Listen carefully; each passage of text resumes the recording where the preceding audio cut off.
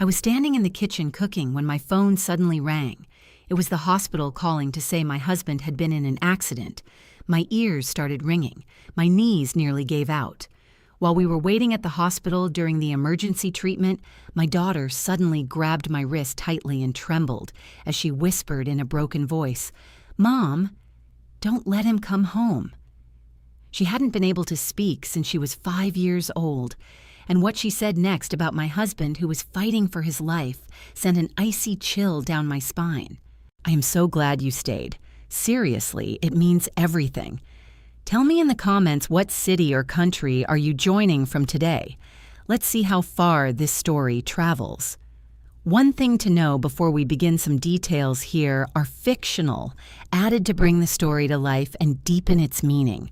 Names and locations are coincidental, but the lessons, those are ones I hope you never forget.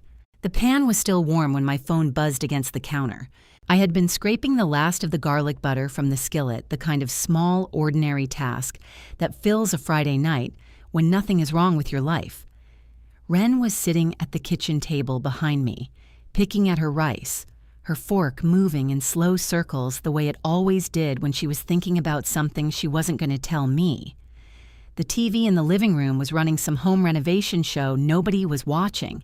The kitchen light was that warm yellow that made everything look softer than it was. I almost didn't pick up. Unknown number. I almost let it go to voicemail. Mrs. Calloway. The voice was a woman's flat, practiced the kind of voice trained to deliver bad news without flinching. "This is Regional Memorial calling. Your husband Grant Calloway has been in a serious accident. You need to come in." The pan slipped. I caught it with both hands, but the edge hit the burner and the sound cracked through the kitchen like a gunshot. My face went numb. First lips, cheeks, the tip of my nose, and then my legs softened underneath me so fast I had to grip the counter with one hand just to stay upright. "How serious?" My voice came out strange, too calm, like it belonged to someone else. "Ma'am, the doctor will explain everything when you arrive. Please come as soon as you can." The line went dead. I stood there with the phone pressed against my chest and tried to remember how to breathe. In, out. The kitchen smelled like garlic and warm rice and everything completely normal. I turned around. Wren was already standing at the kitchen doorway. She had her coat on. She hadn't asked what happened. She hadn't asked if Daddy was okay.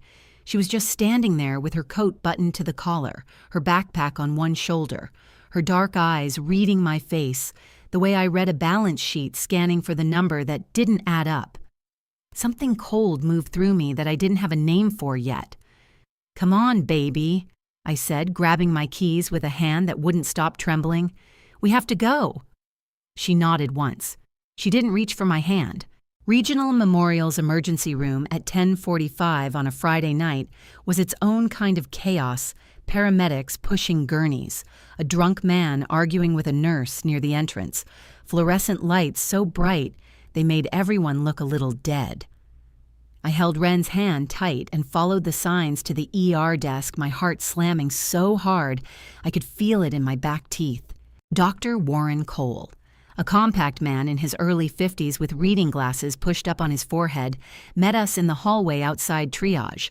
His expression was the careful, neutral kind that meant he had done this 100 times and still hadn't found a way to make it easy. "Mrs. Calloway," he shook my hand, firm. "Your husband sustained a severe traumatic brain injury and 3 fractured ribs in the collision. There's some internal bleeding we're monitoring. He's in the ICU stable for now, but we won't know the full picture for at least 48 hours. Is he awake?" My throat felt like sandpaper. "He drifts in and out. That's normal at this stage." Dr. Chu glanced briefly at Wren, then back at me. "He may not be fully conscious for some time, Mrs. Calloway. Weeks, possibly." Weeks. I waited for the tears. I had cried at Less a Sad Commercial, a song on the radio the last day of school when Wren was in 2nd grade. I stood in that bright, horrible hallway and waited for my body to do what it was supposed to do when your husband was lying in the ICU with a cracked skull and broken ribs. Nothing came, just a hollow, strange quiet spreading through my chest like cold water filling a glass. "Can I see him?" I asked. "Shortly. We're getting him settled." Dr. Chu touched my arm gently. "Is there someone you can call to be with you tonight?" "I'll be fine," I said automatically. He nodded, but his eyes didn't agree. He turned and walked back toward the ICU doors, his shoes squeaking against the linoleum. I looked down at Wren. She was staring at those doors, the big gray ICU doors with a small rectangular window, with an expression I had never seen on her face before. Not fear, not grief. Something older and more deliberate, like she was making a decision. "Wren." I crouched down to her level, taking both her hands in mine. They were ice cold. "Hey, it's okay to be scared, you know. You can tell me." She looked at me. Her mouth pressed into a thin, tight line. Then she looked back at the doors. My chest tightened in a way that had nothing to do with Grant lying in that ICU bed and everything to do with the way my daughter refused to look at it. The hallway outside the ICU at 11:30 at night was the loneliest place I had ever stood. The overhead lights had been dimmed to half that particular hospital twilight, designed to remind you that the world outside had moved on to sleep, even if you hadn't. Somewhere down the corridor, a machine beeped in slow, even pulses. The vending machine near the elevator hummed. I could smell old coffee from the staff break room 2 doors down, burnt and forgotten on a burner nobody had turned off. Wren stood beside me, her small hand tucked inside mine. I could feel every knuckle, every cold finger. I'd been holding her hand so tightly for the past hour that my palm ached, but I couldn't make myself loosen my grip. "You should try to sleep," I told her, nodding toward the row of padded waiting chairs against the wall. "I can get you a blanket from the nurse's station." Wren shook her head. Her eyes were fixed on the ICU door at the end of the hall, that same steady, unreadable focus she'd had since we arrived. "Wren, baby, it's almost midnight." My voice cracked on the last word in a way I hadn't expected. I pressed my lips together, blinking hard against the sudden sting behind my eyes. "You don't have to keep standing here with me. It's okay." She turned her face up toward mine, and then so slowly, like she was lifting something heavy, she raised her free hand and wrapped it around my wrist. Not my hand, my wrist. Like she was checking for a pulse, like she was making sure I was still real. Then she squeezed. Hard enough that I gasped. "Wren." Her voice came out in a rough, broken whisper, the sound of a door that hadn't been opened in years, hinges dry and grinding. 6 years of silence pressed into 4 words. "Mom, don't let him come home." The floor tilted under my feet.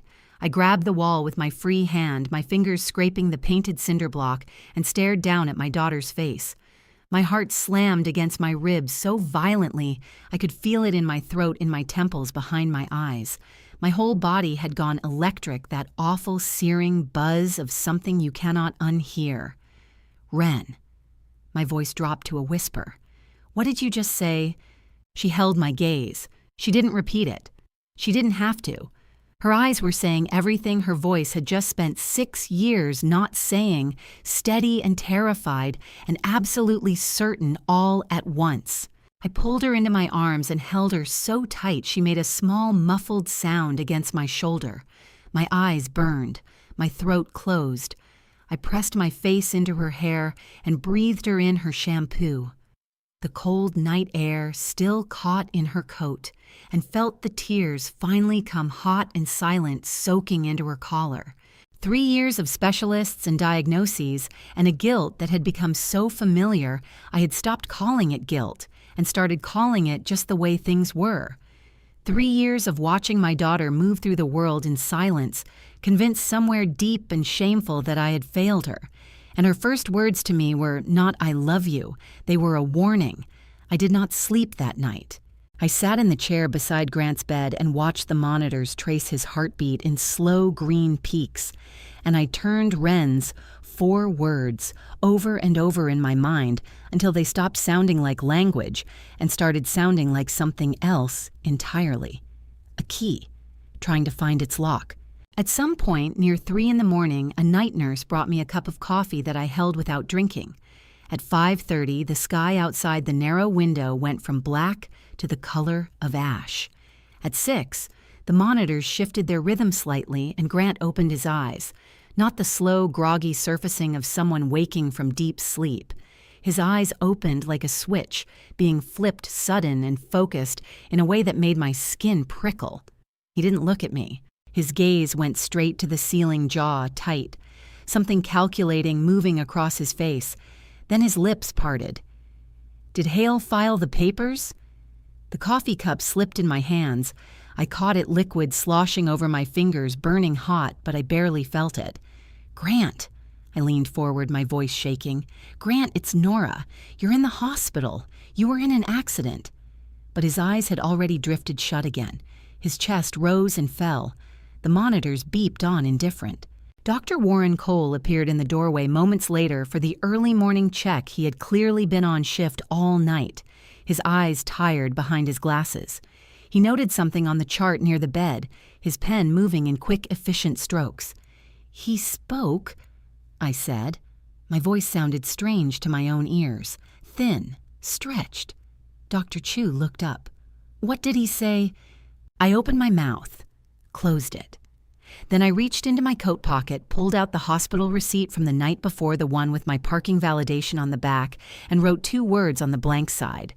My hand was shaking so badly the letters came out jagged and uneven, nothing like my careful bookkeeper's handwriting. "Hale. Papers." "That," I said and held it up. Dr. Chu looked at it for a moment. Then he wrote something in the chart without comment, exactly the kind of quiet professional documentation that I did not yet understand would matter enormously later. I folded the receipt and pressed it into my palm. Hale. The papers. I didn't know who Hale was. I didn't know what papers. But my body had already decided somewhere below thought and reason that those 2 words were the most important thing Grant Calloway had said to me in 19 years of marriage. The first word came on a Tuesday.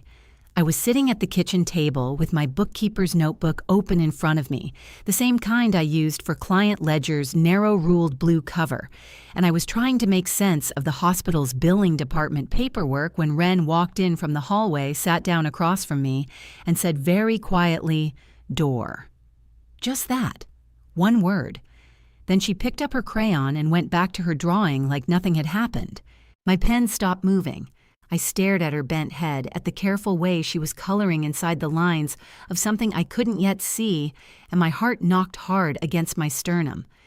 I wrote the word down in my notebook without letting myself react, the way I would log an unusual transaction record, first understand later. Door. On Thursday, she said party. She was eating cereal at the counter, staring out the window at the backyard, and the word dropped out of her like a stone into still water. Party. I repeated softly, keeping my voice level. "Okay, baby." She stirred her cereal, kept looking out the window. "Was it loud?" I asked. "Careful. Easy." She nodded once slowly. Then she pushed the bowl away and left the kitchen without finishing her breakfast. My chest ached watching her go, that deep, quiet ache of a mother who knows something is wrong and still doesn't know the shape of it. On Friday, men. On Saturday morning, while I was folding laundry on the couch and she was lying on the floor with her sketchbook, she said the last one so quietly, I almost didn't catch it. "Don't tell." I set down the shirt in my hands very carefully. My fingers had gone cold. "Don't tell," I said back to her. "Someone told you that, didn't they? Someone taught you those words belong together." Wren pressed her crayon hard into the paper. She didn't answer, but she didn't deny it either, and in 6 years of learning to read her silences, I had learned that was its own kind of answer. I opened my notebook and wrote all 4 words in a single line. Door, party, men, don't tell. I stared at them the way I stared at a ledger that wouldn't balance, knowing the error was in there, somewhere knowing I just hadn't found the right column yet. Someone had given my daughter those 4 words like a lock she wasn't allowed to open. My parents lived 40 minutes east in the same split-level house where I'd grown up, a place that always smelled like coffee and the cedar chips my father kept in the garage. I drove Wren out there on Saturday afternoon with no particular plan, except that I needed to be somewhere that felt like solid ground. My mother, Iris Fenton, was a small woman with reading glasses she was always losing and a librarian's habit of paying close attention without seeming to. She had worked part-time at the county library for 22 years and had a gift for watching people that she never advertised. She brought Wren a glass of apple juice and a plate of graham crackers, set them on the coffee table, and then sat down in the armchair across the room and simply let the afternoon happen. I was in the kitchen making tea when my mother appeared in the doorway and touched my elbow. "Come here," she said quietly, nodding toward the far corner of the kitchen away from the living room. I followed her, my stomach already tightening. Iris turned to face me and kept her voice low.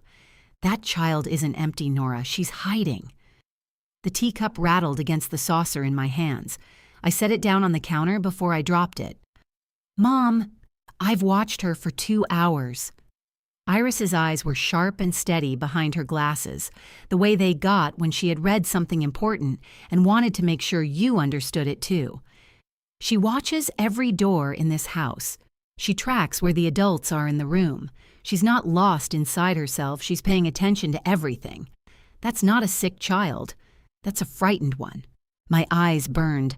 I pressed the back of my hand against my mouth and breathed hard through my nose, fighting the sob that was trying to claw its way up my throat. "I've been taking her to specialists for 3 years. I said, my voice breaking on the last word. 3 years, Mom. Every doctor said, yeah, I know what they said." Iris stepped forward and put both hands on my face the way she had when I was small, and she needed me to really hear her. "I'm telling you what I see. She's hiding.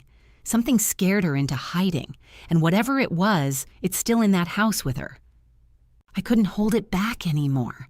The tears spilled over hot and fast, and I pressed my forehead against my mother's shoulder and shook with the force of trying not to make a sound so Wren wouldn't hear me from the living room. Iris held me tight and rubbed my back and didn't say another word. She didn't need to. 2 words had already cracked open 6 years of sealed certainty. She's hiding. My father found me on the back porch an hour later. Buddy Fenton was a big man gone slightly soft in retirement, with hands that had spent 40 years rewiring houses and a way of saying difficult things without any decoration. He came through the screen door with 2 mugs of coffee, handed me one, and sat down on the back step beside me without preamble. The yard was full of fall light, low and gold, the maple dropping its last red leaves onto the grass. Somewhere down the street, a dog was barking. Everything ordinary. Everything wrong. "I need to ask you something," I said, "and I need you to be honest with me. When am I not—" He wrapped both hands around his mug. "Did you ever think something was off with Grant, the way things were these past few years?" Buddy was quiet for exactly 3 seconds. Then he said, "That man spent 12 years making sure you had no one but him." The words landed like a fist to the sternum. I actually flinched. "What do you mean?" "Think about it." He turned to look at me, his face tired and steady. "Every time you got close to your mother and me, there was a reason to pull back. We made you stressed. We didn't understand your life. Your friends, what happened to that woman you used to work with Jamie in the book club. Always something wasn't there. Always a reason why the people who loved you first weren't good for you." My throat tightened until I could barely swallow. I thought about Jamie. I thought about the book club. I thought about how I had explained each distance away to myself as my own choice, my own growth, my own decision. 1 brick at a time until the wall was finished and I called it a life. 12 years, I said. My voice had gone flat. "You counted." "Your mother and I both did." He took a long sip of coffee. "We just didn't know what to do with the count." He set his mug down on the step and looked out at the maple tree. There was something else, too. Might be nothing. He scratched the back of his neck. "About a year ago, maybe 14 months, I was dropping off that shelf I fixed for Wren's room. Remember, Grant wasn't home, but there was a young fella leaving as I pulled up, carrying cases, not tools, not like a handyman, more like camera equipment, computer stuff. I figured Grant had hired someone for the house system. I frowned. I never knew about anyone coming to the house. No. Buddy looked at me. I don't think you were supposed to. The October wind moved through the maple and sent a handful of red leaves spinning across the yard. I wrapped both hands around my mug and felt the warmth of it against my palms, the only warm thing I could find right then, and thought about a man I had never met carrying equipment into my house on a day I wasn't home. I found it on a Monday night 3 minutes after Wren fell asleep. I had been meaning to reorganize her closet for weeks, one of those small domestic tasks that kept getting pushed aside by everything larger and more urgent. I pulled open the closet door, dragged the step stool over, and started working my way through the top shelf, outgrown sweaters, a board game with a missing piece, a shoebox of craft supplies she never touched anymore. The notebook was at the very back, pressed flat against the closet wall, wrapped inside an old gray sweatshirt that Wren had supposedly outgrown 2 winters ago. It was bound shut with a rubber band. My name was not on it. Nothing was on it. Just a plain composition notebook, the kind you bought in packs of 3 at the dollar store. My hands slowed without me telling them to.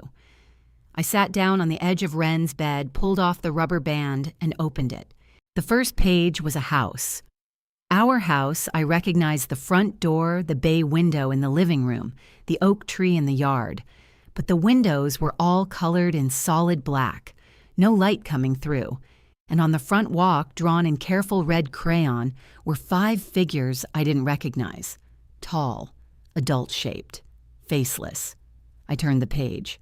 More figures. A room I recognized as our living room, but crowded with people who didn't belong there. Bottles on the coffee table, a figure in the corner that was smaller than the others, a child arms wrapped around her own knees, pressed into the corner like she was trying to disappear into the wall. My throat closed.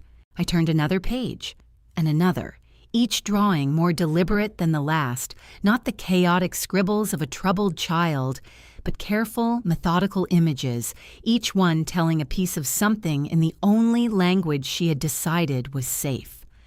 On one page, a door with a large X drawn through it in black marker. The X had been pressed so hard the paper was almost torn. On the next page, in the bottom right corner, written in her small, careful handwriting, Daddy said, "Don't tell." I didn't realize I had slid off the bed until I felt the floor under me. I was sitting on Wren's bedroom carpet with the notebook in both hands, my back against the bed frame, and I was shaking so hard my teeth chattered. Hot tears ran down my face, and I didn't bother wiping them. I pressed the notebook against my chest and bent forward over it and let myself cry the way I hadn't let myself cry since the hospital, loud and ragged and completely without dignity. She hadn't been broken. She had been screaming.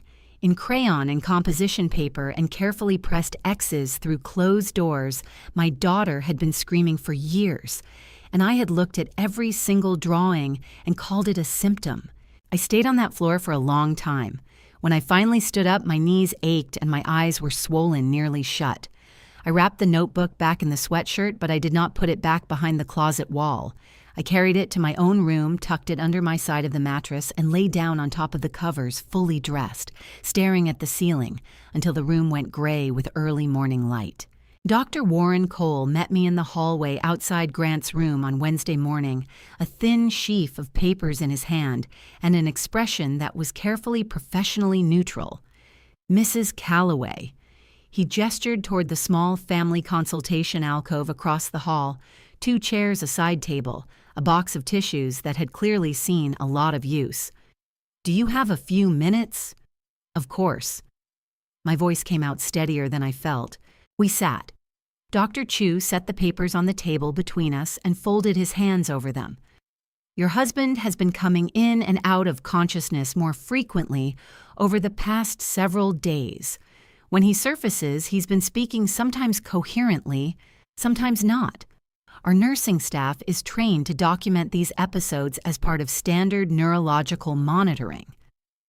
What has he been saying? I asked. My fingers gripped the edge of my chair hard enough to whiten my knuckles. Dr. Chu glanced at the top sheet. He's mentioned the word papers several times. The name Hale, which you already noted on the night of admission. He paused. And one other word has come up repeatedly. Guardianship. The consultation room felt suddenly very small, the walls pressed inward. I heard my own breathing shallow and too fast and forced myself to slow it down before I spoke. Guardianship, I repeated. The word felt wrong in my mouth. Heavy, like biting down on something that wasn't food. He said that more than once, 7 times across 4 separate episodes according to the nursing log. Dr. Chu's voice was even unhurried. I want to be transparent with you because you are his next of kin and you have every right to this information. I don't know what the context is, but I thought you should know. I nodded. I kept nodding long after I should have stopped just to have something to do with my body, while my mind tried to process what guardianship meant in the context of Hale and papers and a husband who had asked about filed documents before he had even asked where he was. Thank you, I finally said.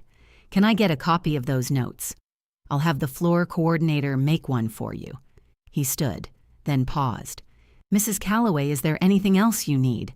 Someone you can talk to? I looked up at him.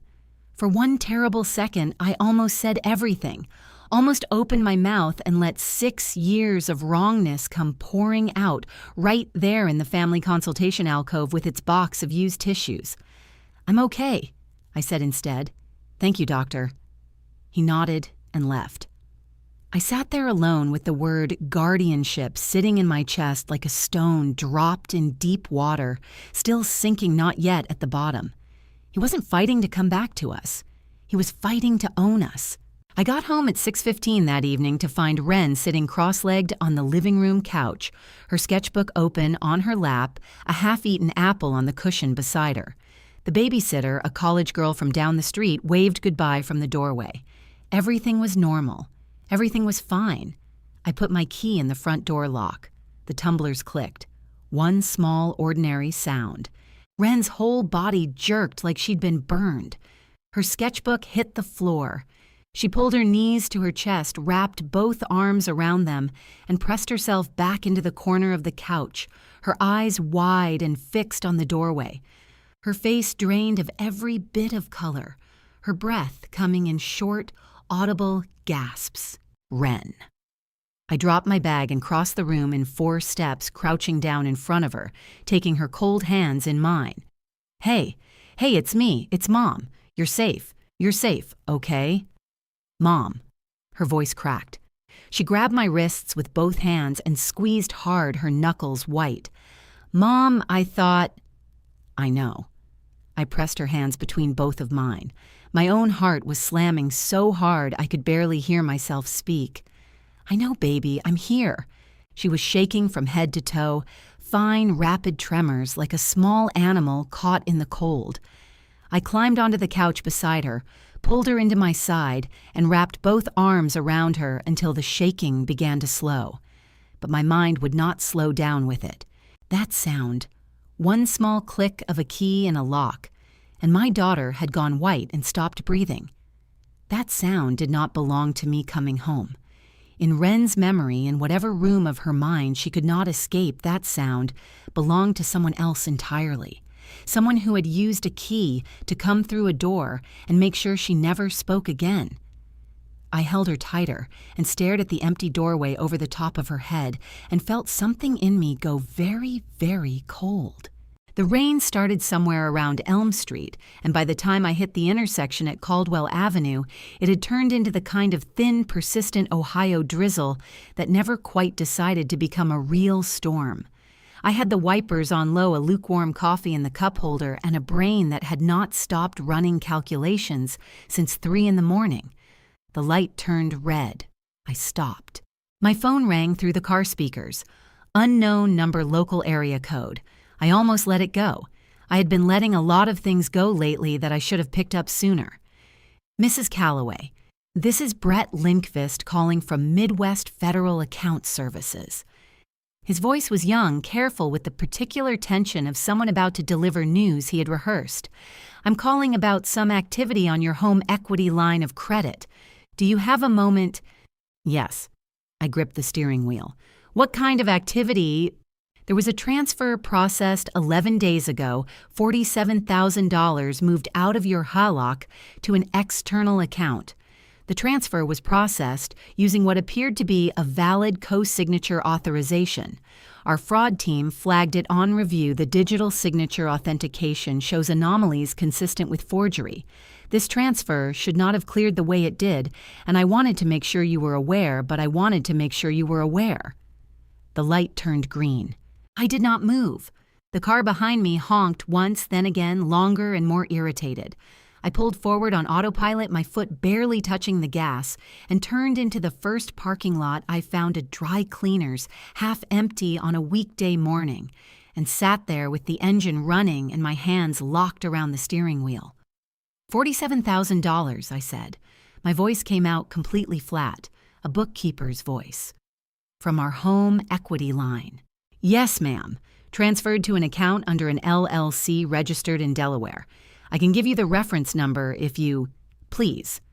I was already pulling a pen from my coat pocket. My hand was steady. The rest of me was not. I wrote the number on the back of my hand in blue ink, pressing hard enough to leave an indent in my skin. "Mrs. Calloway, I'd recommend coming in as soon as possible to review the account and potentially freeze further transactions. If this was unauthorized—" "It was," I said. "Thank you, Brett. I'll be in this afternoon." I ended the call and sat in the parking lot of a dry cleaners in the October drizzle and stared at the number on the back of my hand. $47,000. From a line of credit secured against our house. The house where Wren slept. The house where I had found the notebook. He had practiced on our house. The light had turned red and green twice more before I finally pulled back onto the road. Sloane Merritt's office was on the 4th floor of a building downtown that smelled like old carpet and central heating, the kind of family law practice that handled divorces and estate disputes and all the ordinary devastations of domestic life. I had called ahead from the dry cleaner's parking lot, and her assistant had fit me in at 2 o'clock with the quiet efficiency of someone used to urgent appointments. Sloane herself was 43, sharp-eyed with close-cropped natural hair and the kind of stillness that told you she had heard a great many terrible things and had learned not to let any of them show on her face. She listened without interrupting while I laid out everything on her desk: the HELOC transfer, the name Hale, the word guardianship from the hospital, notes the notebook from Wren's closet. When I finished, she picked up the stack of house documents I had brought and began going through them page by page with the methodical focus of someone reading a contract, not a story.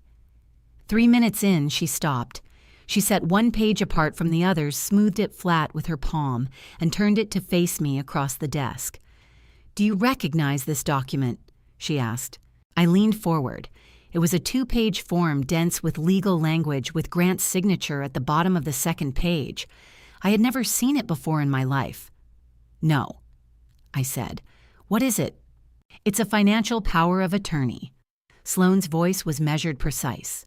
"Specifically, it grants your husband complete authority over all jointly held and individually held financial assets, real estate, and legal decisions in the event that you are determined to be—" She tapped the relevant line with one finger, "mentally or emotionally incompetent to manage your own affairs."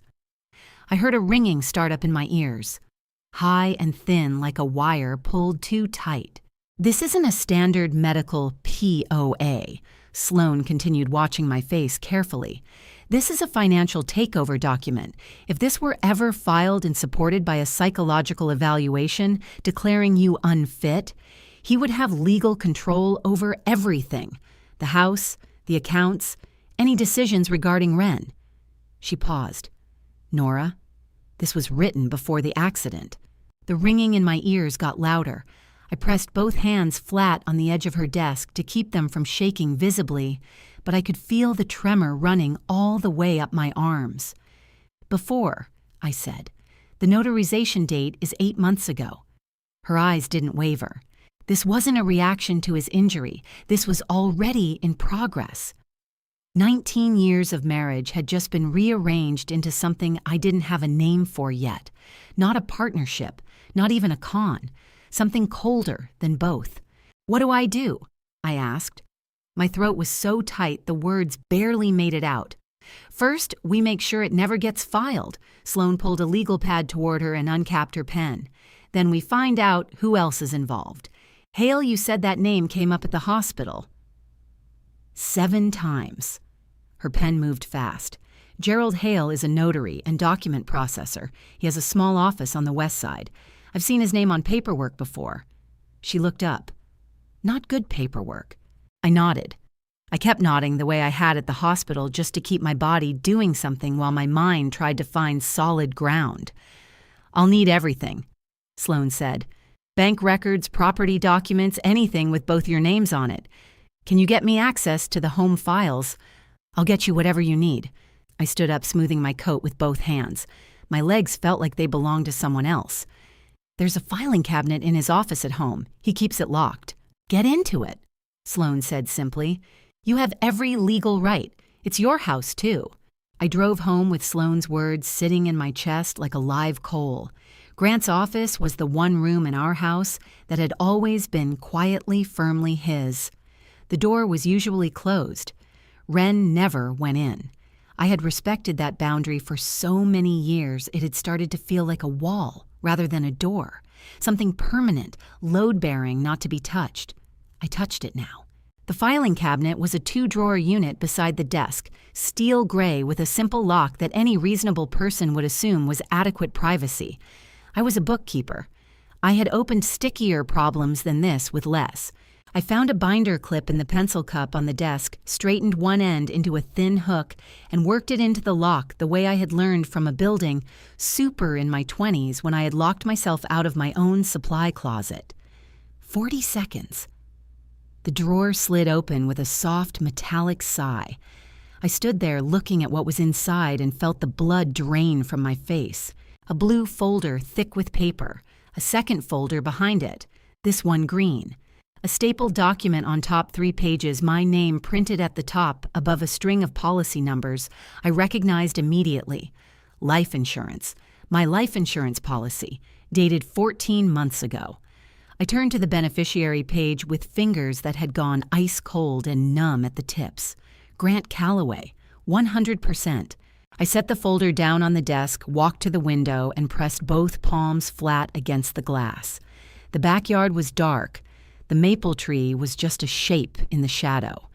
I stood there breathing slow and deliberate until my vision cleared and my legs stopped threatening to give way beneath me. 14 months. He had been planning this longer than I had been suspecting it, and I had been living inside the plan the entire time, calling it a marriage. Sloane had the numbers laid out before I even sat down. She had spent the week pulling everything together, property records. The investment accounts I hadn't known the full balance of the life insurance policy I had brought her from Grant's filing cabinet. Her legal pad was covered in figures, neat columns in black ink, and she had circled the bottom line twice with a red pen. I sat down across from her. My coat was still on. I hadn't taken it off because some part of me already knew I was going to need to hold myself together for whatever came next. "I want to walk you through this slowly," Sloane said, setting her pen down. "Because I need you to understand the full picture, not just pieces of it." "Okay." My voice was remarkably steady for a woman whose hands were pressed flat against her thighs under the table to keep them from shaking. "Your home's current equity, what you actually own after the mortgage, is approximately $480,000. She tapped the first line. "Your joint investment accounts total $290,000. The HELOC he tapped is part of the home equity, so we add that back as stolen value." She moved her finger down the column. "And the life insurance policy, $3.2 million. You as the insured, him as the sole beneficiary." She looked up. "If you had died this year, Nora, he would have walked away with approximately $4.5 million. The air went out of the room. I sat there and felt something deeply physical happen in my stomach. Not pain exactly, but a sickening lurch, the way the ground feels when it drops out from under you on a broken elevator. $4.5 million.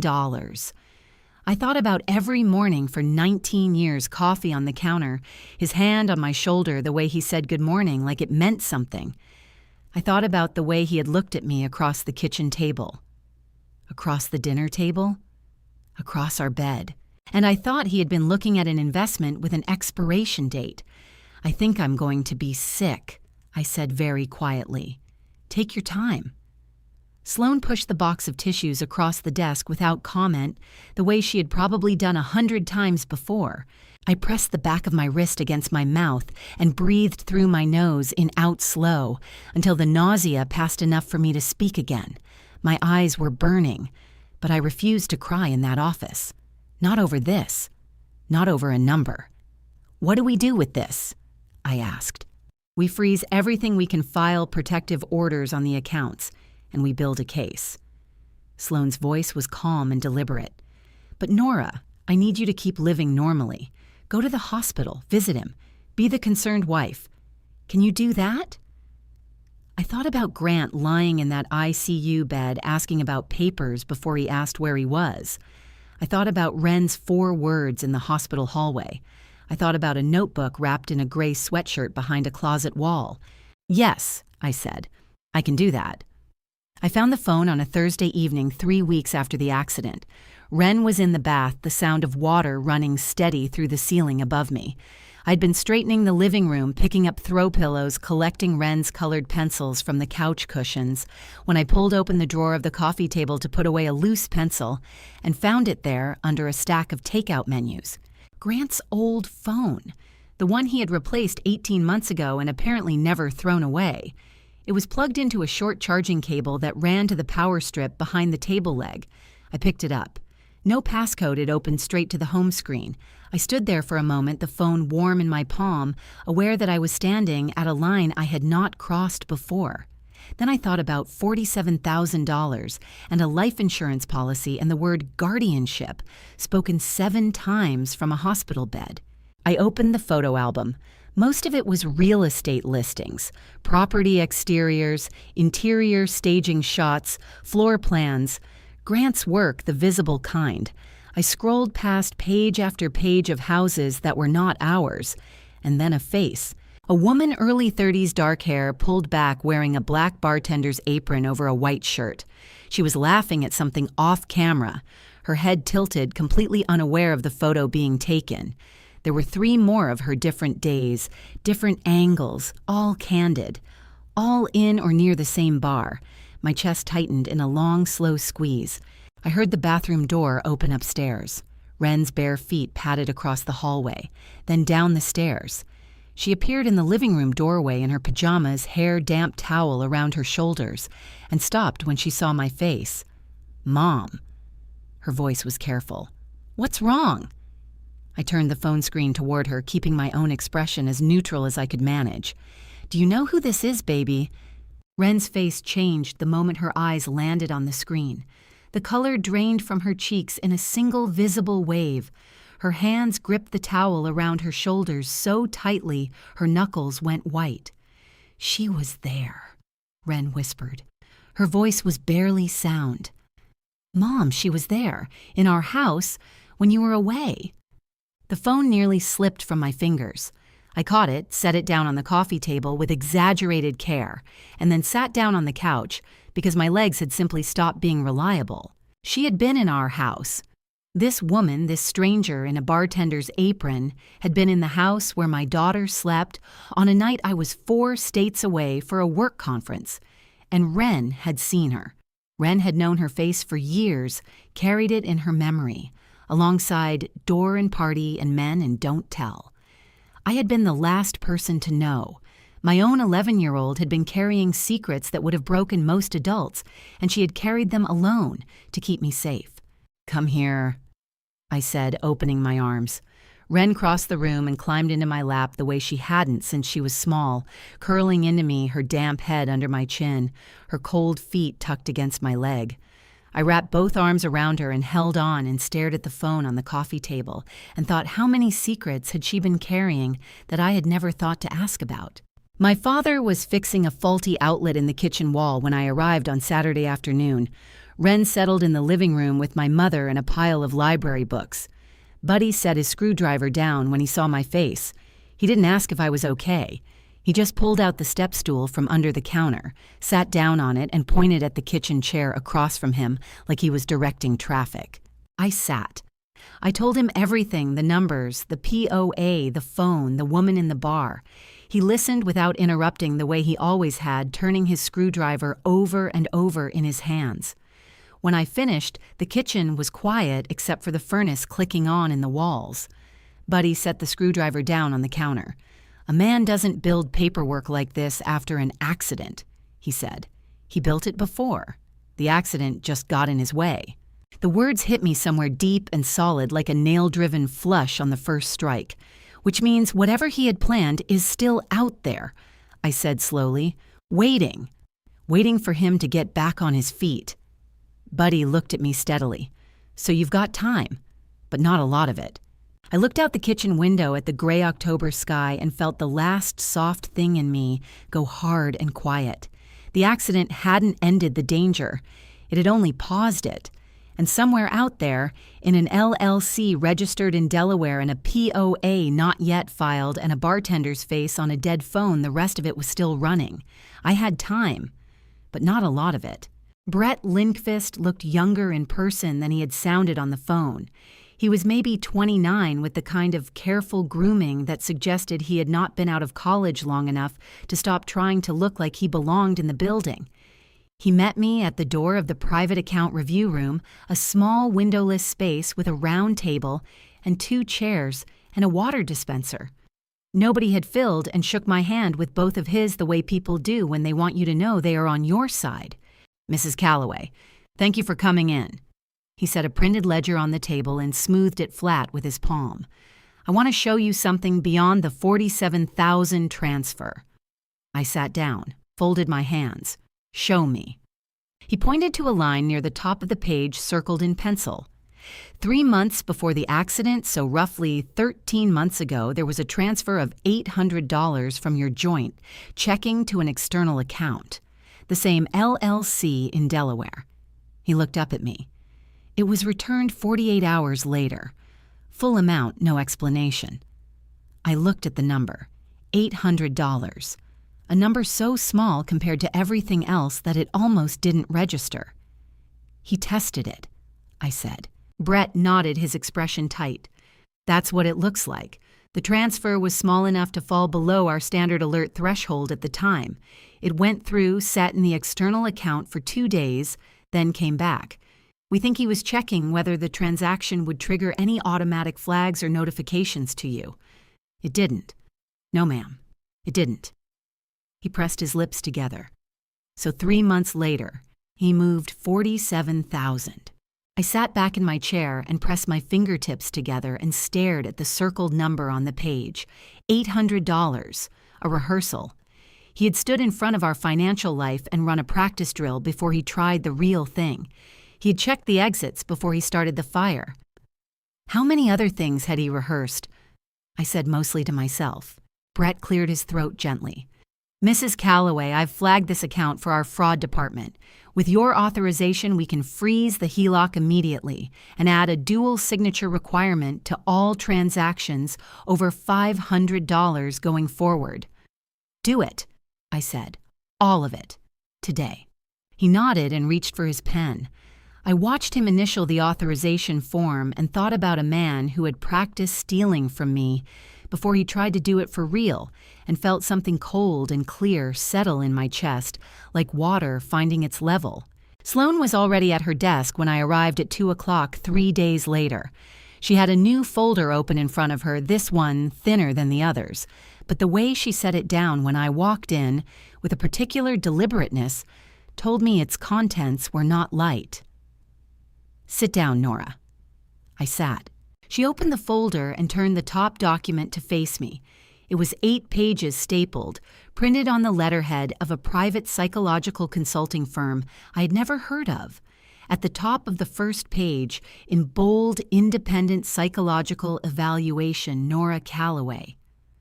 I stared at my own name on that page and felt a wave of cold move through me from the neck down.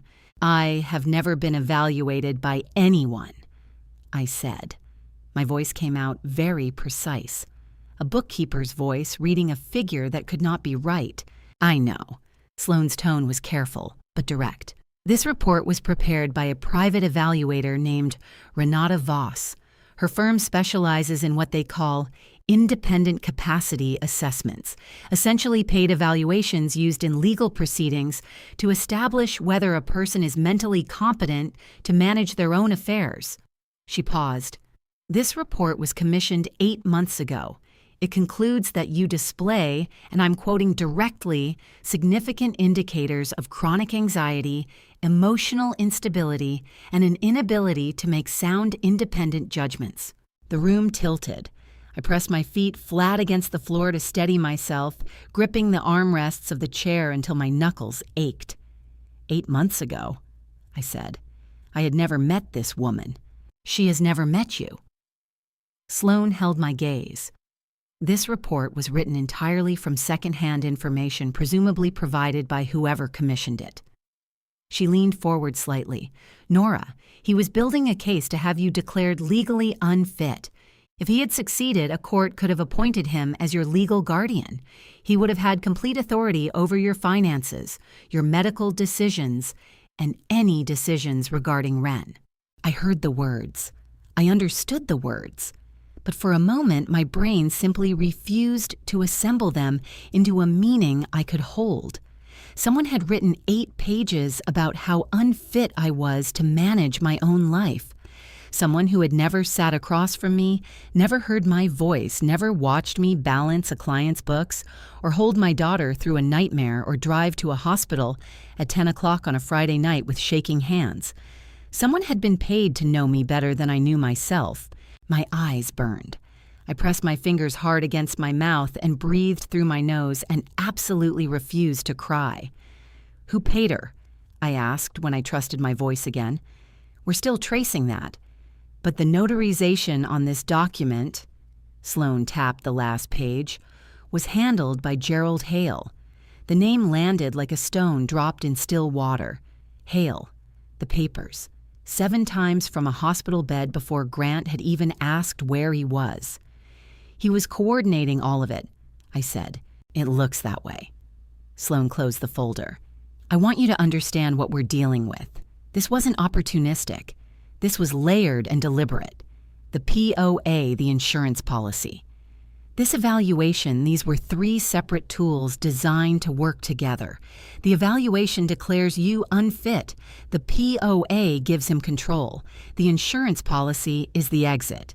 I stood up from the chair because I could not sit still any longer. I walked to the window and stood looking down at the street below. People moving on the sidewalk, a delivery truck idling at the curb, the ordinary machinery of a city that had no idea what was happening 4 floors above it. What do we do about Voss? I asked. Leave her to me, Sloane said. Right now, I need you to focus on one thing. Keep going to that hospital. Keep being the worried wife.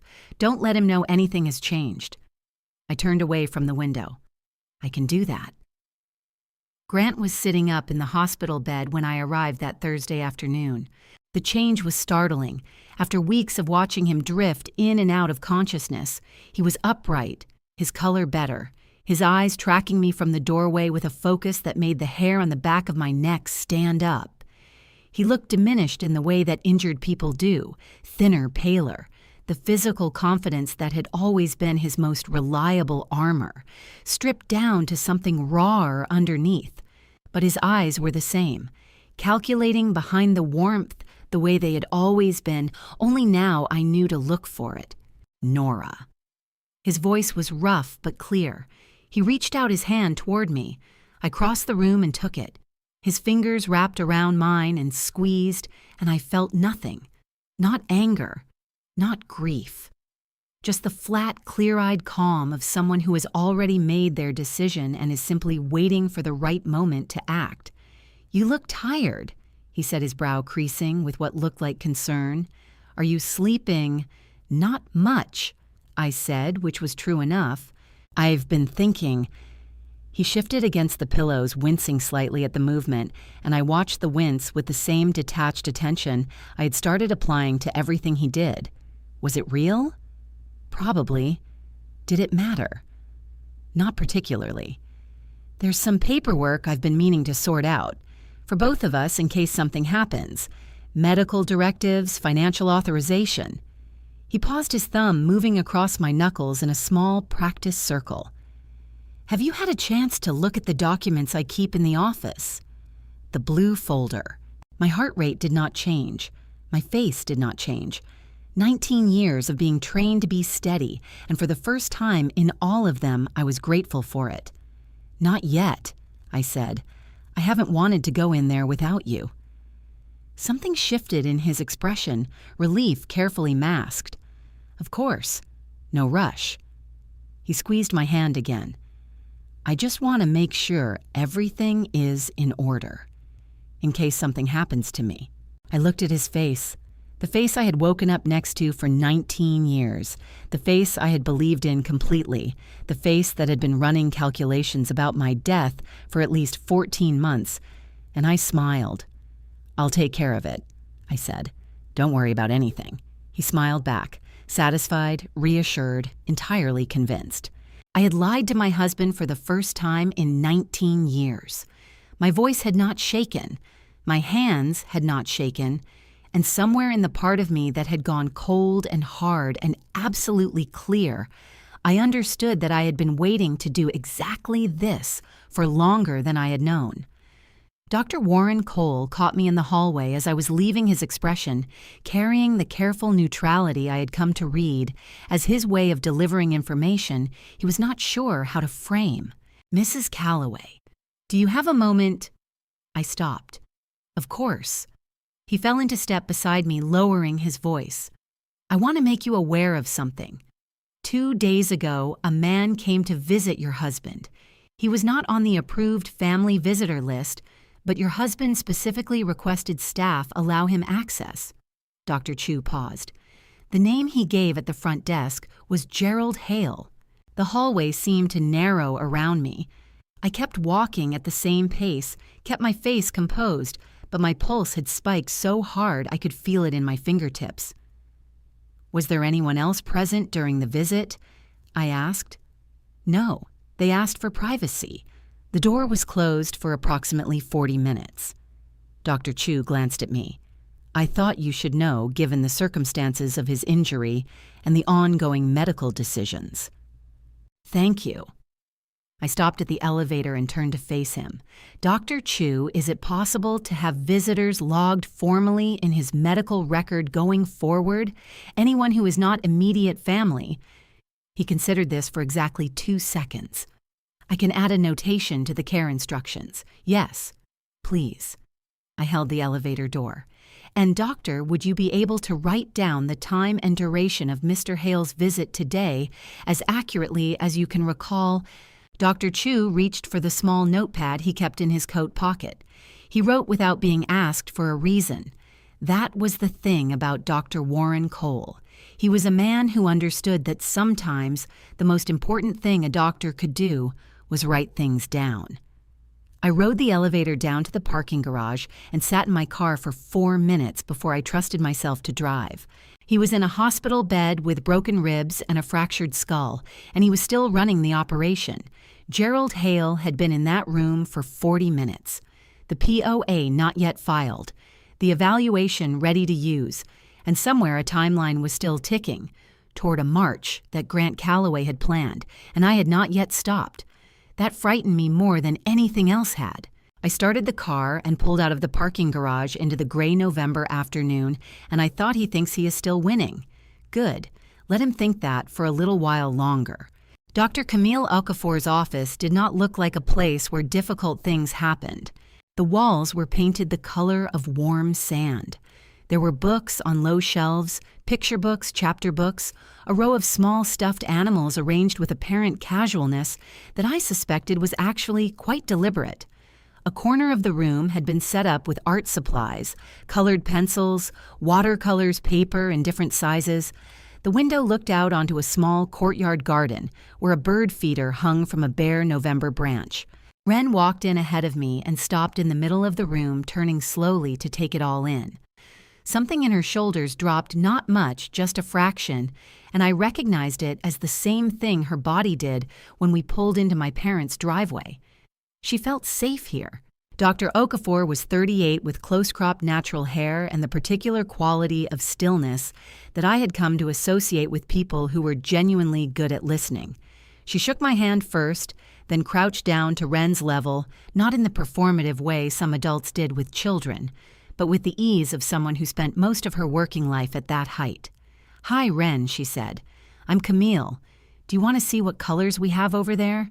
Wren looked at the art supplies. Then she walked over and sat down in front of them without being asked twice.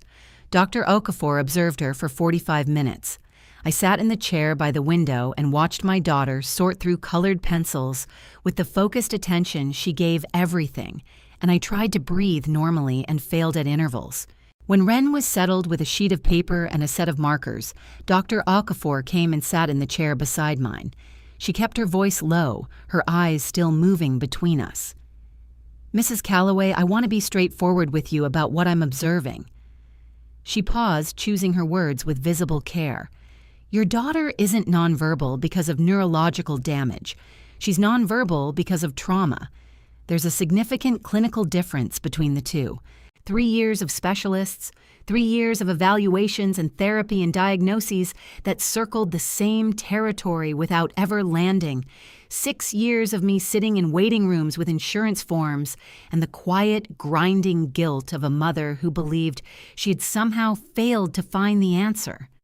And here it was. One sentence. 45 minutes.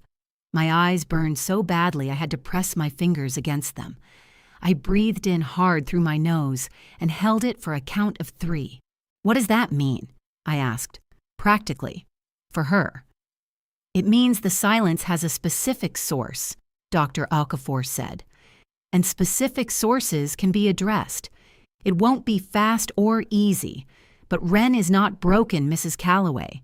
She is protecting herself from something. My job is to help her feel safe enough to put that protection down." I nodded. I kept nodding until I was sure my voice would work. "Whatever she needs, whatever it takes." The words came slowly at first, the way water finds its way through packed earth, not a flood but a seep, patient and inevitable. In the second session, Wren told Dr. Okafor about the noise. Loud music, she said, pressing a red pencil hard into her drawing paper. Loud music and laughing and cars in the driveway. In the third session, sitting cross-legged on the floor with a stuffed rabbit in her lap, she said there had been people, men she didn't know, bottles on the coffee table. The living room rearranged. I sat in my corner chair and listened and kept my face composed and pressed my thumbnail into my palm hard enough to leave a crescent mark in the skin. "Can you tell me when this happened?" Dr. Okafor asked, her voice unhurried, as though they had all the time in the world. Wren thought about it. "When Mom went on her trip." Dr. Okafor glanced at me briefly. I thought of the work conference 2 summers ago, 10 days in Seattle, the longest I had ever been away from home. Grant had insisted it was a good opportunity, had practically packed my bag for me, had sent me off with coffee for the road and a cheerful wave from the driveway. School let out early that day. Wren continued. She was looking at the rabbit in her lap, turning it over in her hands. It was a holiday. The bus brought us home at noon. My throat tightened so fast I nearly choked. She had come home early, an ordinary school holiday I hadn't known about. A bus arriving at noon on a day that was supposed to be empty. And she had walked into a house that was not the house I had left behind. "What did you see when you got home?" "Wren," Dr. Okafor asked. Wren set the rabbit down carefully on the floor in front of her. "Things," she said. "I saw things I wasn't supposed to see. I need to pause here for just a second. What my daughter said next in that room, I was not ready for it. Nobody could be. Type "still here" in the comments and let me know you are with me before I tell you the 6 words that changed everything I thought I knew. And please know parts of this story carry fictional elements added to deepen its meaning. If you would rather not continue, this is a good place to stop. The third session was a Thursday morning, gray and cold frost still on the car windshields in the parking lot outside. Wren had her knees pulled up to her chest, in the beanbag chair, her arms wrapped around them, making herself small in the way she did when she was preparing to carry something heavy out into the open. Dr. Okafor sat close, but not too close, near enough to be present, far enough to leave room. "Can you tell me what happened after?" she asked. "After you saw the things in the house." Wren pressed her lips together. Her knuckles went white around her own arms. "He found me," she said. Her voice was barely above a whisper. "On the stairs. He was—" She stopped, started again. "He wasn't yelling. That was the scary part. He wasn't yelling at all." I gripped the armrests of my chair. My knuckles ached. "He came down to my level," Wren said, "like he was going to tie my shoe or something. He got really close and he looked at me and he said—" Her voice dropped so low I had to lean forward to catch it. "He said, 'If you talk, your mother disappears.'" The room went absolutely still. Not quiet still. The air itself seemed to stop moving. I heard the bird feeder knock against the window frame outside, one small wooden sound, and then nothing. My legs dissolved beneath me. If I had been standing, I would have fallen. Instead, I sat in that chair and felt the world rewrite itself around me in the space of 7 words. "If you talk, your mother disappears," and understood with a physical certainty that hit like a fist to the sternum exactly what my daughter had been carrying for 6 years. Not shame, not confusion, not the formless, wordless damage that all the specialists had circled around without naming. She had been carrying me, every day of silence, every word swallowed, every question deflected, every morning she woke up and chose not to speak. She had done it because a man had crouched down to her height and told her that her voice was the price of my safety, and she had paid it. For 6 years, without complaint, without explanation, my 11-year-old daughter had been paying a debt she never owed. Wren. My voice cracked straight down the middle. I was out of my chair before I knew I was moving, crossing the room, dropping to my knees on the floor in front of her beanbag. I took her hands in both of mine. They were cold and small, and they gripped back immediately fiercely. "Baby, look at me." She lifted her face. Her eyes were wet, her chin trembling. "None of that was yours to carry," I said. My own eyes were burning so badly the room blurred at the edges. "Do you hear me? None of it. Not one single day of it." "I was scared he'd take you away," she whispered. Her voice broke on the last word, and the tears spilled over running fast down her face. "I was so scared, Mom." "I know." I pulled her forward into my arms and held her with everything I had, both arms locked around her, my face pressed into her hair. She shook against me, great shuddering sobs that had been sealed up for 2,000 days, finally finding their way out. I was crying too silently, tears soaking into her hair, my whole chest heaving with the effort of breathing around the grief of it. 6 years of silence had not been weakness. It had been the most complete act of love I had ever witnessed, and I had spent 6 years not knowing enough to carry hers in return. Dr. Okafor stayed in her chair across the room, giving us space. Her face, carefully neutral in the professional way that I now understood, meant she was holding a great deal of feeling very quietly behind her eyes. I held my daughter until the shaking slowed, until her breathing evened out, until the room came back into focus around us, and then very slowly, the grief in my chest began to harden into something else entirely. I ran the bathwater so Wren wouldn't hear me. That was the only reason, not for the warmth, not for the comfort, but for the sound. The steady rush of water against porcelain was the only privacy I could buy myself in a house where the walls felt thin and everything echoed.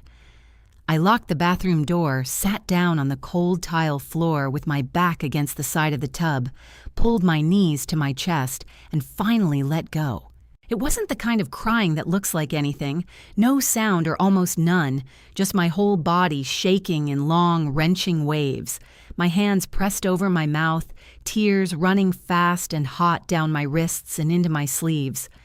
6 years of guilt came out in that bathroom, 6 years of telling myself I wasn't enough, hadn't looked hard enough, hadn't loved right enough to fix whatever was broken in my daughter. 6 years of sitting in waiting rooms and writing checks and driving home in silence, wondering what kind of mother couldn't reach her own child. She hadn't been broken. I just hadn't known what broke her. And the difference between those two things was 19 years of my life. At some point, the bathwater ran cold. I hadn't gotten in. I stood up, gripping the edge of the sink, and looked at myself in the mirror. My eyes were swollen, nearly shut, my face blotchy and raw. I looked like someone who had been in a fight. I turned on the cold tap and pressed both hands under the water, then splashed it across my face until the burning stopped. I dried off with the hand towel, folded it neatly back over the rack the way I always did, and looked at myself again.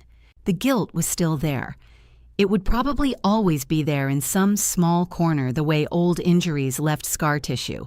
But guilt was a luxury I no longer had time for. I had a daughter asleep down the hall who had paid 6 years of silence to keep me safe, and a husband in a hospital bed who was still running an operation from beneath his own broken ribs. There was no more time for sitting on bathroom floors. I straightened up, unlocked the door, and walked back out into the hall. Cassidy Pruitt's nail salon sat 3 houses down from ours, a converted garage with a pink hand-painted sign in the window that said, "Cass Nails," and a string of fairy lights that stayed up year-round. She had lived on our street for 4 years, loud and cheerful, and the kind of neighbor who remembered your kids' names and your coffee order and the year your roof was redone. I had not talked to her properly in months. Grant had always found reasons why the neighbors were a distraction. She looked up from a client's hand when I pushed through the door the next afternoon, her face breaking into the wide, uncomplicated smile that was her default setting. "Nora, oh my gosh, come in, come in. I heard about Grant. How are you holding up, honey?" "I'm managing," I said, which was true enough. "Cassidy, I actually wanted to ask you something. About 2 summers ago. The summer Wren, the summer I was in Seattle." Something shifted in Cassidy's expression. Not quite discomfort, but a flicker of memory landing somewhere specific. She finished the stroke she was painting, set the brush down carefully, and looked up at me. "The party," she said. My heart knocked hard against my ribs. "You remember it. Honey, I almost called the cops." She pulled off her latex gloves and tossed them in the bin, then gestured to the empty chair beside her workstation. "Sit down. The music started around 9, which, okay, it's a Friday night, but it went until past 2 in the morning. Cars I had never seen before parked halfway up on the curb. I was standing at my window at midnight trying to decide whether to call the non-emergency line." "What stopped you?" I asked, though some part of me already knew. Cassidy made a face, half embarrassed, half rueful. "Grant came out front around 11. I was on my porch, obviously watching, and he saw me and just walked right over. Big smile, totally relaxed. Said it was a business gathering. Some clients from out of town apologized for the noise, said it would wind down soon." She shook her head. "He was so normal about it. So perfectly normal. I actually felt a little embarrassed for almost calling, like I was overreacting." I pressed my thumbnail into my palm under the work table and held it there.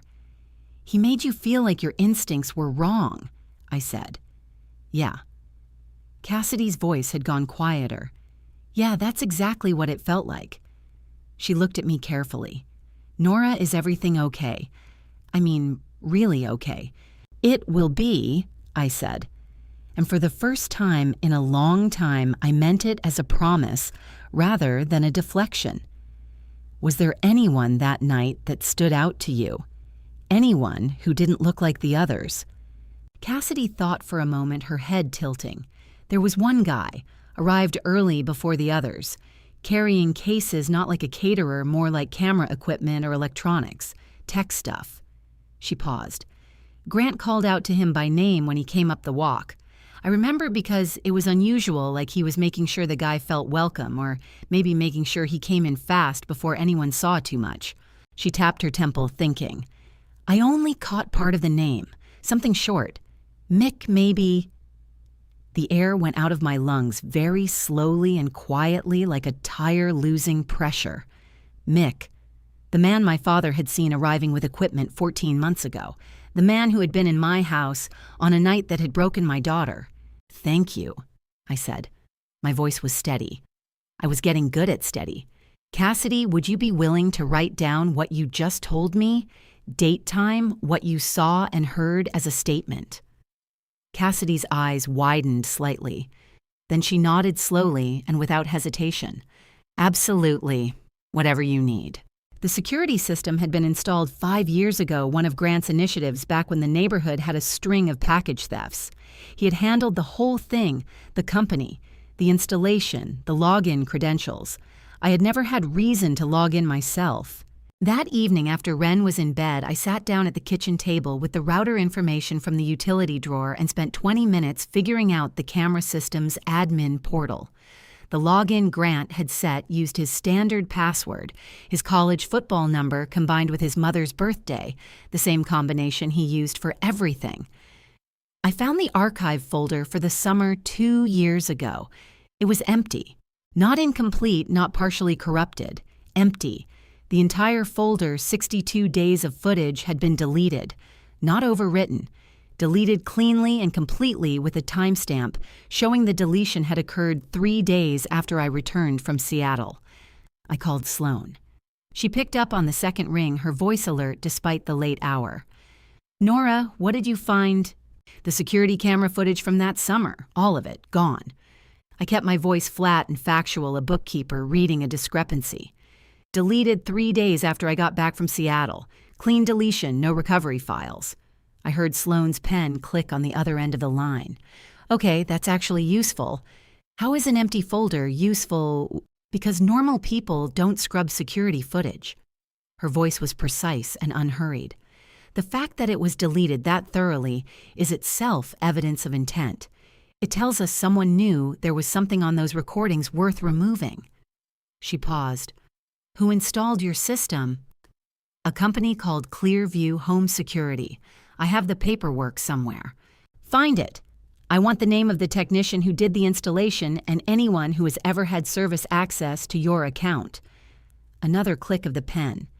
These systems often use cloud servers to store thumbnail previews every few minutes.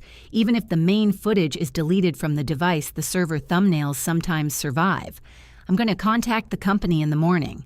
I sat at the kitchen table in the quiet house and looked at the empty archive folder on the screen and felt a very specific kind of chill. Not fear exactly, but the cold recognition of a person who had erased himself from an entire summer of my life. He had deleted 62 days of footage. He had stood in my kitchen 3 days after I came home, and he had looked at me over breakfast, and he had already done it. Sloane, I said, he erased the night so completely that the erasing itself left a mark. Yes, she said, and marks are exactly what we need. The fourth session fell on a Wednesday morning, the sky outside Dr. Okafor's window, the flat white of a Ohio November that couldn't decide between clouds and snow. Wren had brought the stuffed rabbit again. She held it in her lap the way she held things she needed, not clutching, just keeping contact, one hand resting over it like a paperweight. Dr. Okafor had set out the colored pencils without comment, and Wren had taken the dark blue one and was turning it slowly between her fingers without drawing anything. I want to ask you about something. Dr. Okafor said, her voice easy and unhurried. The sound that scared you at home when your mom came through the door. Wren's hand tightened around the pencil, not a flinch, more like bracing. The key, Wren said. Tell me about the key. Wren set the blue pencil down and picked up the black one instead. She pressed the tip against the corner of her paper and made a small, deliberate mark. There's a room in our house. His room, She paused. He took me in there. After the party, after he found me on the stairs. I gripped the armrests of my chair so tightly the upholstery fabric twisted under my fingers. He locked the door. Wren continued. Her voice was flat now, factual in the way children sometimes got when they were describing things they had processed into manageable shapes. He said what he said, and then he unlocked it again and told me to go upstairs. She looked down at the black mark on her paper. The sound of the key, locking, unlocking. It's the same sound. Dr. Okafor nodded slowly. So, when you hear that sound now, I'm back in that room, Wren said. Her voice cracked on the last word just slightly, and she pressed her lips together hard to steady it. Even when I know it's Mom, for a second, I'm back in that room and I can't. She stopped, breathed. I can't make my body understand it's different. I thought of the filing cabinet in that room, the binder clip in my hand, the blue folder sliding open. I had stood in the room where my daughter had been threatened, and I had not known what it held. I had used a paper clip to open the same lock that had sealed her silence. Wren. My voice came out rougher than I intended. I cleared my throat and tried again. Baby, I need you to know something. That room I've been in it. I found what he kept in there, and I promise you every single thing he hid in that room is being used against him right now. Wren looked up at me. Her eyes were shining wet at the corners, but she didn't let the tears fall. She studied my face the way she always did, reading it carefully, checking for the number that didn't add up. Then she nodded, once firmly like a decision made. Okay, she said. And she picked up the blue pencil again and began to draw. Sloane called on a Friday afternoon, and I knew from the first syllable that she had something. The security company came back to us this morning, she said, skipping any greeting. Clearview Home Security uses a cloud-based server system that automatically stores compressed thumbnail images every 10 minutes as a backup preview. These thumbnails are stored separately from the main footage archive and are kept for a rolling period of 36 months. My hand tightened around the phone. They still have them. They still have them. I could hear the controlled satisfaction in her voice, the particular tone of a lawyer who had just found the piece that made the puzzle lock together. Nora, the thumbnails from the night in question are intact. I've had our forensic IT consultant review them this morning. I sat down. My legs had stopped being reliable again. What do they show? Multiple individuals in the house, at least 12 visible across different frames. Grant is clearly identifiable in several. She paused, and I heard papers shifting. There is a thumbnail time-stamped 8:47 p.m. that shows a child in the second-floor hallway, small frame, dark hair. And in the following frame, at 8:49 p.m., there is an adult male figure leading the child toward the closed door of the home office. The room went very quiet around me. 8:47 p.m. Wren on the second-floor landing. 2 minutes later, a closed door. The image quality is compressed, Sloane continued, but combined with Wren's testimony from the therapy sessions and Dr. Okafor's clinical documentation, we have 2 independent sources describing the same event at the same location and the same time. Is it enough? I asked. It's substantial. Her voice was careful but direct. It corroborates everything Wren has said. And Nora, a child's consistent, clinically documented account of trauma supported by physical evidence, carries significant weight in Ohio family court. She paused. This is real. This is something we can use. I pressed my free hand flat against the kitchen table and stared at my own fingers and thought about 2,191 days. 3 years. The exact number came to me the way numbers always did. Automatic, precise, a bookkeeper's reflex. 1,095 days, my daughter had carried that closed door and that timestamp and that sound in the lock. Thank you, Sloane, I said. My voice was very quiet. Get some rest this weekend, she said. Monday we start building the formal case file. I waited until Wren was asleep.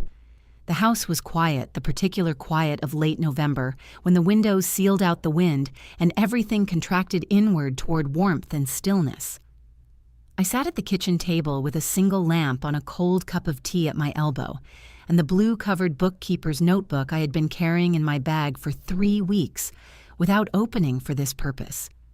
I opened it to the first blank page past my client ledgers. At the top, I wrote the date. Below it, in the precise columns I had spent 30 years perfecting, I began to record everything. Not feelings, not accusations, numbers, names, dates, events, the raw factual architecture of what had been done and when and by whom. The HELOC transfer, $47,000 date destination, LLC reference number. The test transfer, $800 date 48 hours returned. The POA notarization date. Gerald Hale's name, the specific language about incompetence. The insurance policy face value $3.2 million beneficiary date of issue 14 months prior. The psychological evaluation Renata Voss 8 months prior, 8 pages, no in-person assessment. The visitor log Gerald Hale 40 minutes date Dr. Chu's notation. The thumbnails timestamp 8:47 p.m. child in hallway closed door at 8:49. I wrote for 2 hours without stopping. When I finally set the pen down, my hand ached, and the lamp had grown warm beside me. I looked at the pages I had filled, 3 full pages of a bookkeeper's handwriting. Meticulous and exact, every figure double-checked, every name spelled correctly. He had spent years training me not to look. He'd been methodical about it, brick by brick, one dismissed instinct at a time, until the wall between me and my own judgment was so familiar I had stopped noticing it was there. But I was a bookkeeper. I had spent my entire working life finding the error in the ledger, the transaction that didn't balance the number that was lying about what it was.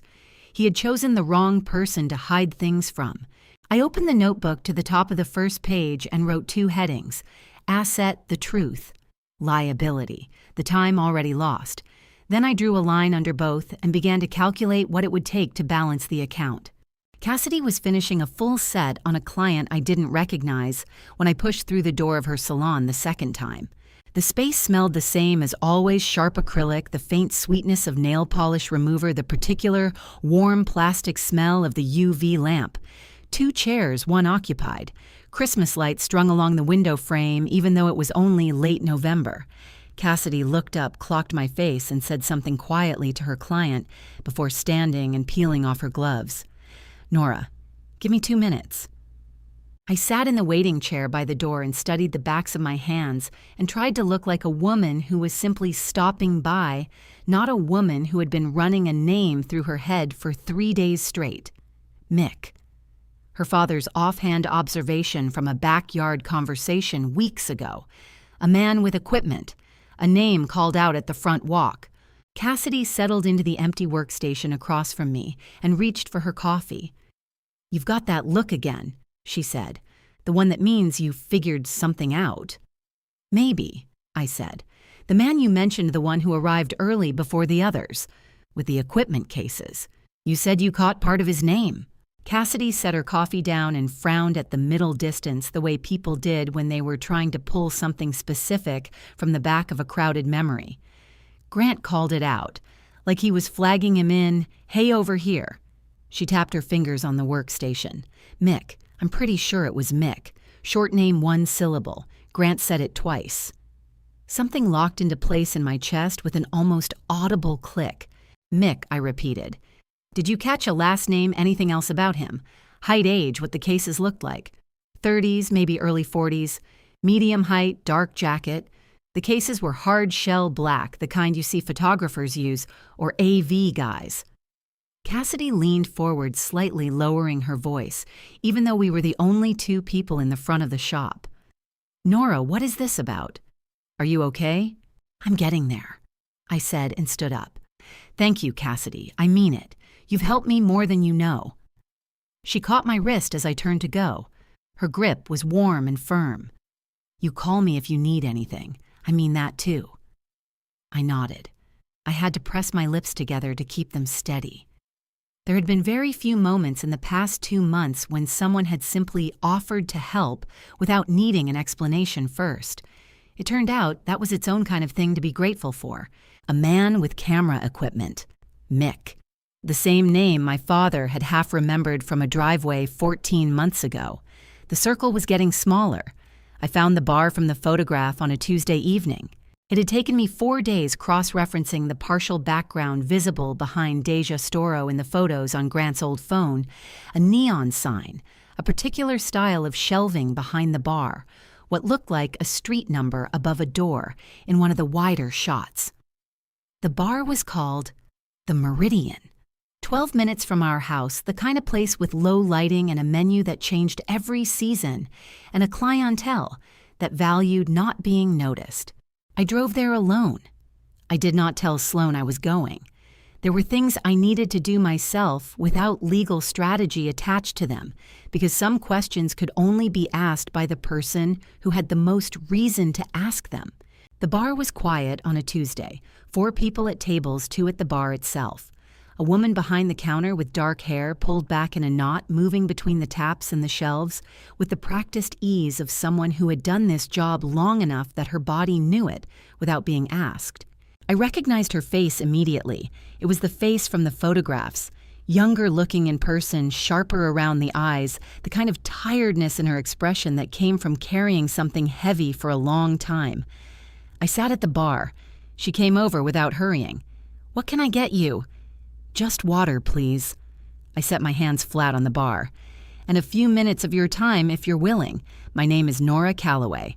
Something happened in her face at my last name, a quick tightening around the eyes, a slight stilling of her hands on the bar towel. She recovered fast, but not fast enough. "I don't know that name," she said. Her voice was careful and even. "You know my husband's name," I said. "Grant Calloway. He's been in the hospital for 2 months, and you've known him for longer than that." Deja Storo set the bar towel down on the counter and looked at me with the expression of a person running calculations. How much I knew, how much I was guessing whether it was safer to talk or safer to walk away. Her jaw was tight. Her fingers had gone very still against the edge of the bar. "I think you should leave," she said. "I will," I said. "In a moment. I just want to ask you one thing first." I looked at her steadily. "My daughter's name is Wren. She's 11 years old. She was in the house that night." The color drained from Deja Storo's face so completely and so fast that for a moment I thought she might actually faint. Her hands gripped the bar edge, her mouth pressed into a thin, hard line. She did not deny it. Her hands had already answered for her. "I can't talk here," she said. Her voice had dropped to almost nothing. "Not in here." She came out to the parking lot 20 minutes later, coat pulled tight against the November cold, her breath making small white clouds in the dark. I was leaning against my car. I waited. Deja crossed the lot quickly, glancing back at the bar entrance once, before stopping in front of me. Up close, she looked younger and more frightened than she had behind the bar, the professional composure stripped back to something rawer underneath. "I didn't know about the kid," she said without preamble. "I need you to understand that. I didn't know she was home." "I believe you," I said. And I did, which surprised me slightly. Deja pulled her coat tighter. Her eyes moved to the ground, then back to my face. "I can't testify to anything. I want you to know that up front. I have my own. There are reasons I can't get involved officially." "I'm not asking you to testify," I said. "I'm asking what you know." She was quiet for a long moment. The wind moved through the parking lot and lifted a fast food wrapper against the curb and set it back down. "I didn't save anything from that night," she said finally. "I didn't keep anything, but there was someone else there who did." She looked at me directly for the first time. "The tech guy. The one with the equipment. He recorded everything. I don't know exactly what or how much, but he told me once he had it on a cloud drive somewhere. Kept it, he said, as insurance." Her voice went flat. "He wasn't keeping it for your benefit. He was keeping it in case your husband ever decided to make him a problem." The cold night air felt very thin in my lungs. "His name," I said. "Do you know his name?" Deja's mouth tightened. She looked away again. "Mick Harlan," she said. "He does private AV and security installs. He has a studio apartment on the east side." She paused. "He was blackmailing Grant.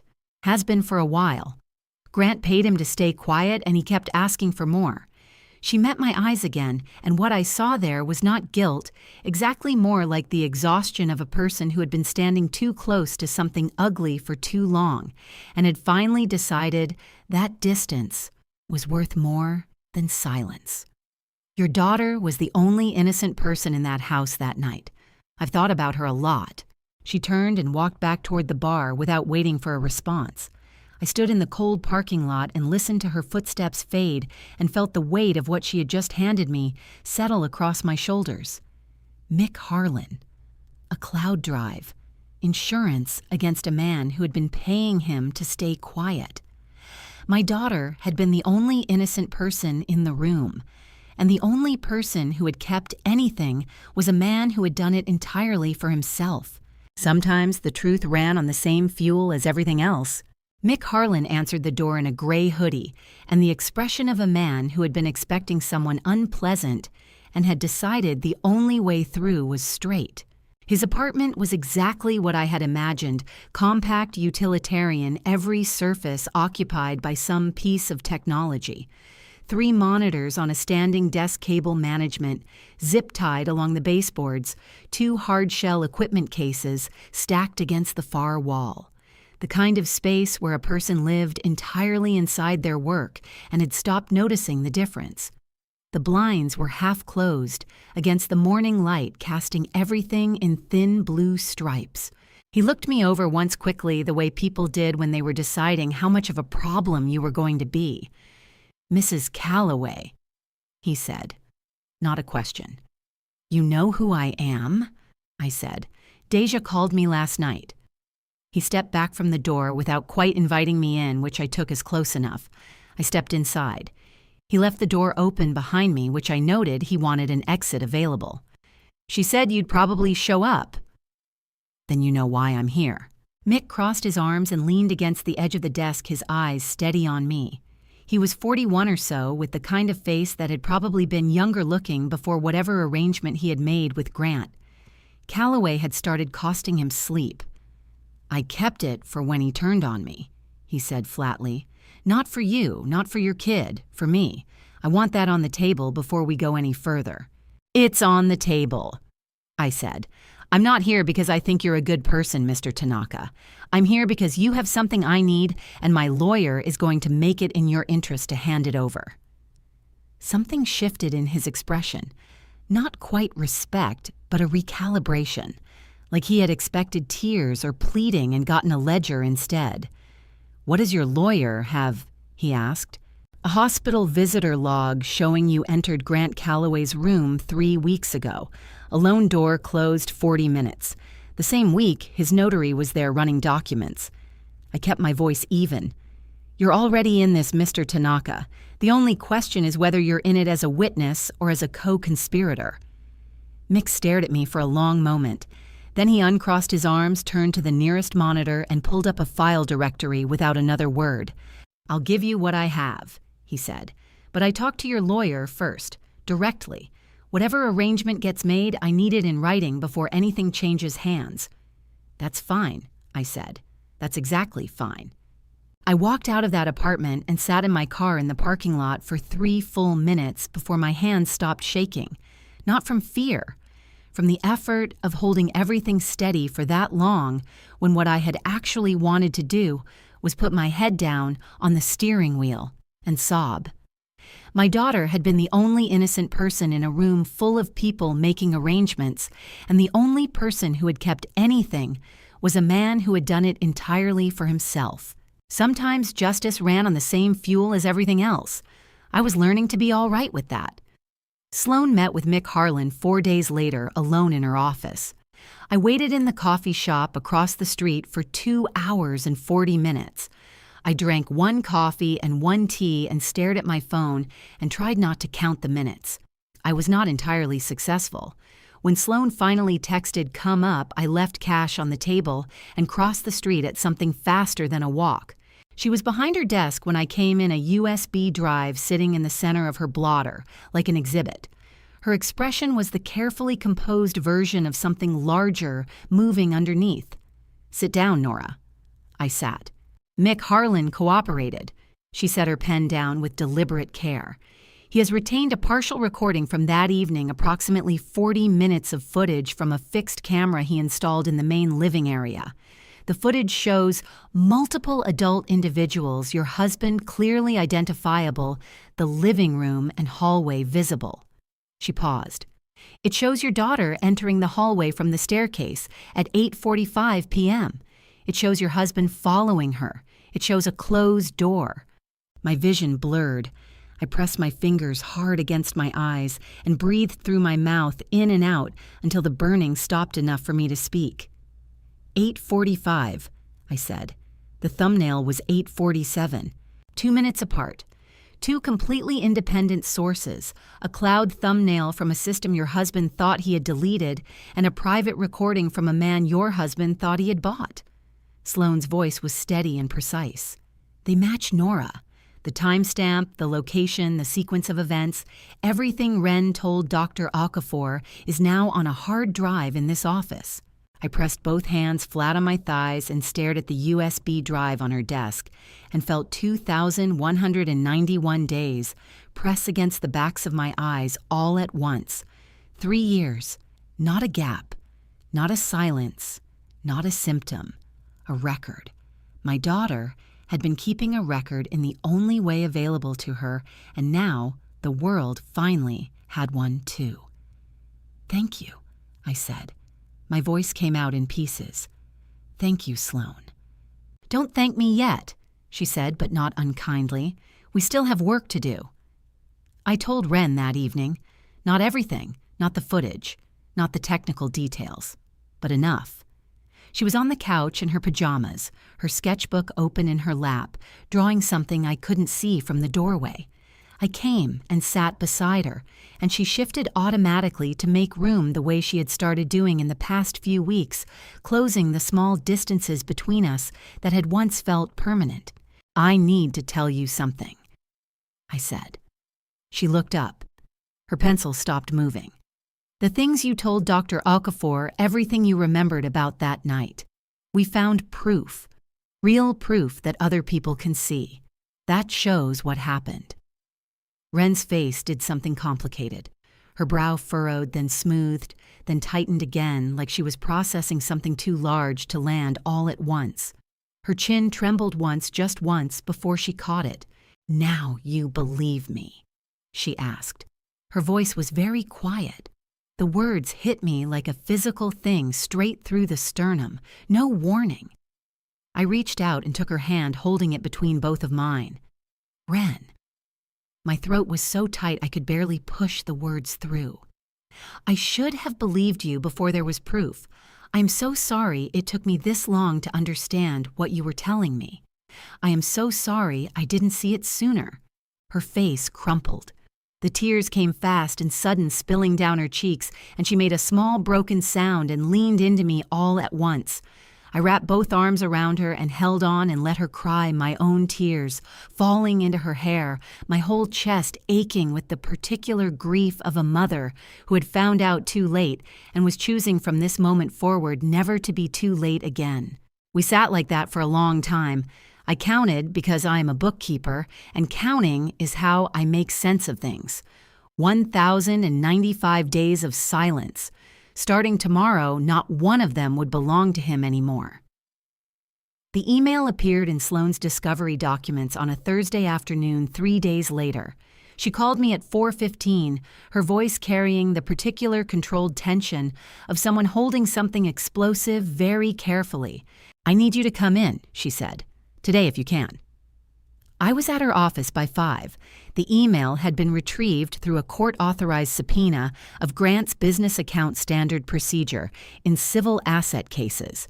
It had been sent 11 months ago from Grant's address to an external contact whose name appeared nowhere else in our files.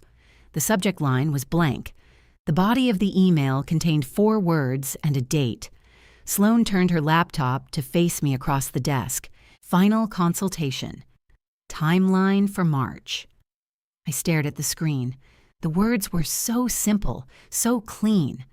The kind of sentence that could have meant anything if I hadn't spent 3 months learning exactly what it meant. March, I said.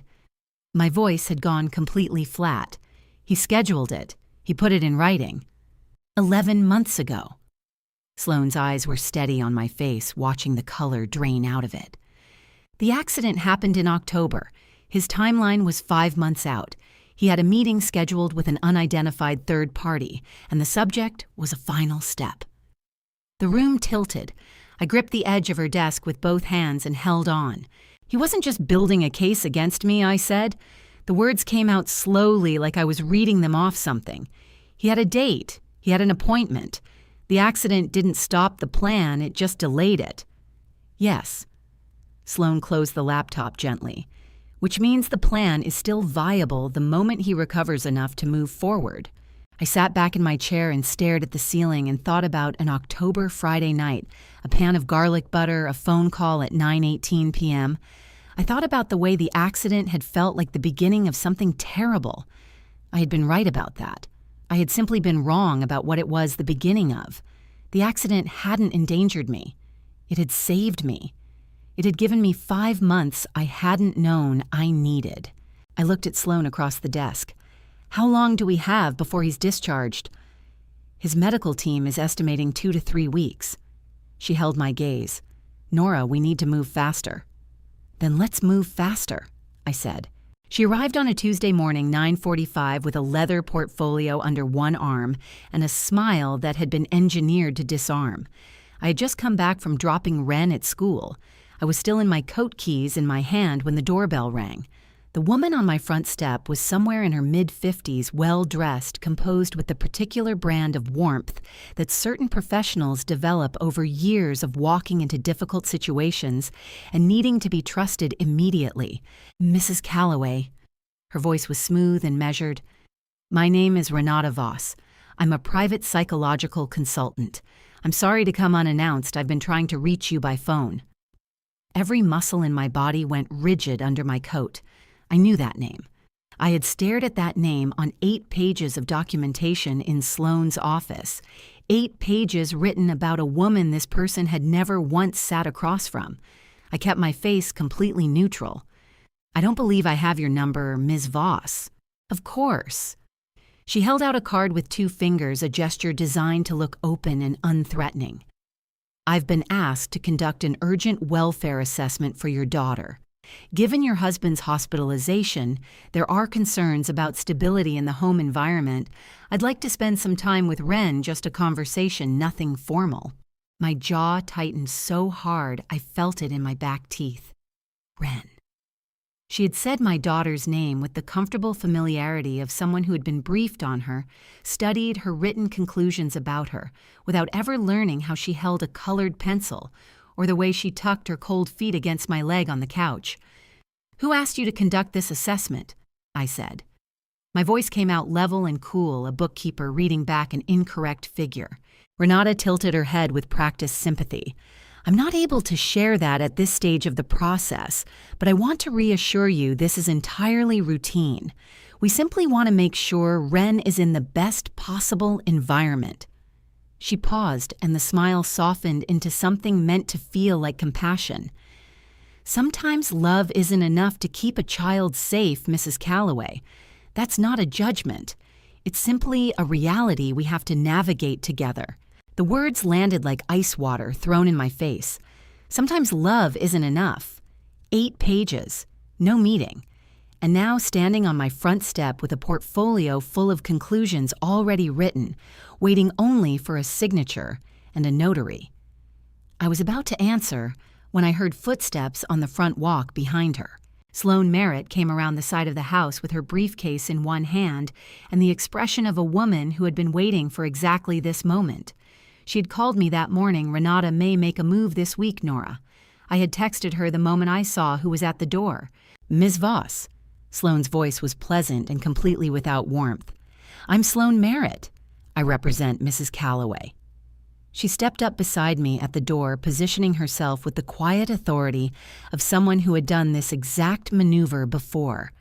"I'd like to see your referral documentation, your licensing credentials, and the name of whoever commissioned this assessment." Renata's composure flickered. Just for a second, a tightening around the eyes, a slight adjustment of her grip on the portfolio before she recovered. "I'm not obligated to share that with—" "You're not obligated to share it with Mrs. Calloway," Sloane said. "You are obligated to share it with her legal representative under Ohio rules of professional conduct before you conduct any assessment involving a minor in this household." She set her briefcase down on the porch step and opened it with one practiced click. "I also want you to know that I have a copy of the psychological evaluation you filed 8 months ago regarding my client, the one prepared without any in-person assessment, the one notarized by Gerald Hale." She looked up. "You're not here to help this child, Ms. Voss. You're here to bury her voice, and I think you know the difference." The color left Renata Voss's face in a long, slow drain. She looked at Sloane, then at me, then back at the portfolio in her hands as though it had suddenly become something she did not want to be holding. "I think we're done here," she said. Her smooth voice had developed an edge it hadn't had 2 minutes ago. "I agree," Sloane said. "And Ms. Voss, I'd suggest speaking with your own attorney before your next appointment." Renata turned and walked to her car with the stiff, contained speed of someone who was not going to run, but wanted to. I watched her pull out of the driveway and felt something loosen in my chest, not relief exactly, more like the release of a breath I had been holding for 3 months. "You knew she was coming," I said to Sloane. "I suspected." Sloane closed her briefcase. "She's the last loose piece on Grant's side that was still mobile. I've been watching for her." She looked at me steadily. "Are you all right?" "I'm angry," I said. "But yes." Sloane almost smiled. "Good. Angry is useful. Let's use it." The hospital hallway outside Grant's room smelled the same as it always had, antiseptic and recycled air, and the faint ghost of someone's takeout coffee from the nurse's station. I had walked this hall so many times in the past 2 months that I knew exactly which floor tile had a chip in the corner and exactly how many steps it took from the elevator to his door. I was 15 feet away when I heard voices inside. The door was pulled almost shut, not latched, just resting against the frame in the way doors did in hospital rooms when patients wanted privacy, but nurses needed access. I stopped walking. The voice I heard was not Grant's. It was Gerald Hale. I recognized it from the one time I had seen his name attached to a human voice, a voicemail Grant had played in the kitchen 2 years ago. Something about a property filing a voice I had filed away without knowing why. Clipped. Precise. The voice of a man who charged by the hour and never used 2 words when one would do. I took 1 step back, pressing myself against the wall beside the door frame, and I reached into my coat pocket for my phone. My hand was shaking so badly I nearly dropped it. I found the voice memo app, pressed record, and held the phone at my side with both hands wrapped around it so it would not clatter against the wall. "The timeline is tight now," Hale was saying. "If you're being discharged in 2 weeks, we need the evaluation countersigned before I know the timeline." Grant's voice, stronger than it had been sharper, the voice of a man who had been recovering and was done pretending he hadn't. "What about the placement? Is the girl placement ready?" The girl placement. My daughter. My 11-year-old daughter with her rabbit and her colored pencils and her 6 years of silence. A placement. A slot in a facility somewhere pre-arranged waiting, like a reservation at a restaurant, like a line item in a budget. My hand locked around the phone so hard my knuckles ached. My vision went white at the edges. I pressed my back flat against the wall and breathed through my nose in slow, deliberate counts, 1, 2, 3, because I could not make a sound. I could not move. I could not do anything except hold that phone steady and let it record every word. "Voss had a complication this morning," Hale said. "She was met at the door." A beat of silence. Then Grant's voice, quieter and colder. By whom? The lawyer. Merritt. Another pause, longer this time. I heard the mechanical rhythm of the heart monitor in the room, steady and indifferent. How much does she have? Grant asked. We don't know yet. Find out. His voice had dropped to something I barely recognized, stripped of every warm thing, every familiar inflection down to the bare wire underneath. And move the timeline up, whatever it takes. I stood in that hallway with my back against the wall and my phone recording in my shaking hands, and felt the last remaining version of the man I had married dissolve completely. Not with grief, not with anger. With a clarity so cold and complete, it felt almost like peace. He had asked about my daughter's placement before he had asked about his lawyer's exposure. He had heard that his plan was compromised, and his first thought was to accelerate it. Even now, even broken and diminished, and running out of road, his first instinct was to tighten his grip. I waited until I heard Hale's footsteps move toward the window. Then I pushed off the wall, straightened my coat, and walked back to the elevator with steady steps and a recording on my phone, and 19 years of everything finally irrevocably clear. Wren was still awake when I got home. I could see the thin line of light under her bedroom door from the top of the stairs. I knocked twice gently and pushed it open to find her sitting up in bed with her sketchbook open across her knees, a colored pencil in her hand, drawing something with the focused intensity she brought to everything that mattered to her. The small nightlight on her dresser threw the room in warm amber, and for a moment, just a moment, I let myself stand in the doorway and look at my daughter and feel the full aching weight of how close I had come to losing her to a system designed by the man sleeping 3 miles away in a hospital bed. Then she looked up and her eyes found mine, and she asked the question she'd clearly been saving all day. "If he comes home," she said carefully, "will you let him stay?" I crossed the room and sat down on the edge of her bed. My throat tightened, but I held her gaze and kept my voice steady. "No," I said. "He will never own this house again." Wren searched my face, that old careful reading she had done since she was small, checking the number against the column. Then something in her shoulders released a tension she had been carrying so long it had become invisible until it was gone. "Are we going to be okay?" she whispered.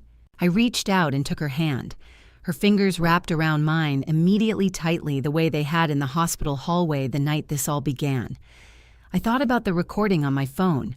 I thought about Sloane's office tomorrow, the case file being assembled like a ledger finally brought into balance. I thought about 2,191 days that we could never have back. Then I looked at my daughter's face and thought about every day from this one forward. "We're going to be better than okay," I said. "We're going to be free." Wren's eyes filled. She blinked hard twice, refusing to let the tears fall so much like me. It made my chest ache. Then she set her sketchbook aside, leaned over and pressed her head against my shoulder. I wrapped my arm around her and held her close, and we sat like that in the amber light while the house settled quietly around us. Free. It was a word I had not used to describe my life in 19 years. It sat strange in my mouth, unfamiliar like a word in a language I had once spoken fluently and was only now relearning. But strange did not mean wrong. Strange sometimes meant it was exactly right, and I had simply forgotten.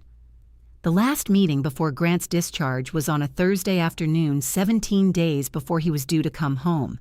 Sloane's conference table held more people than I had ever brought together in one room.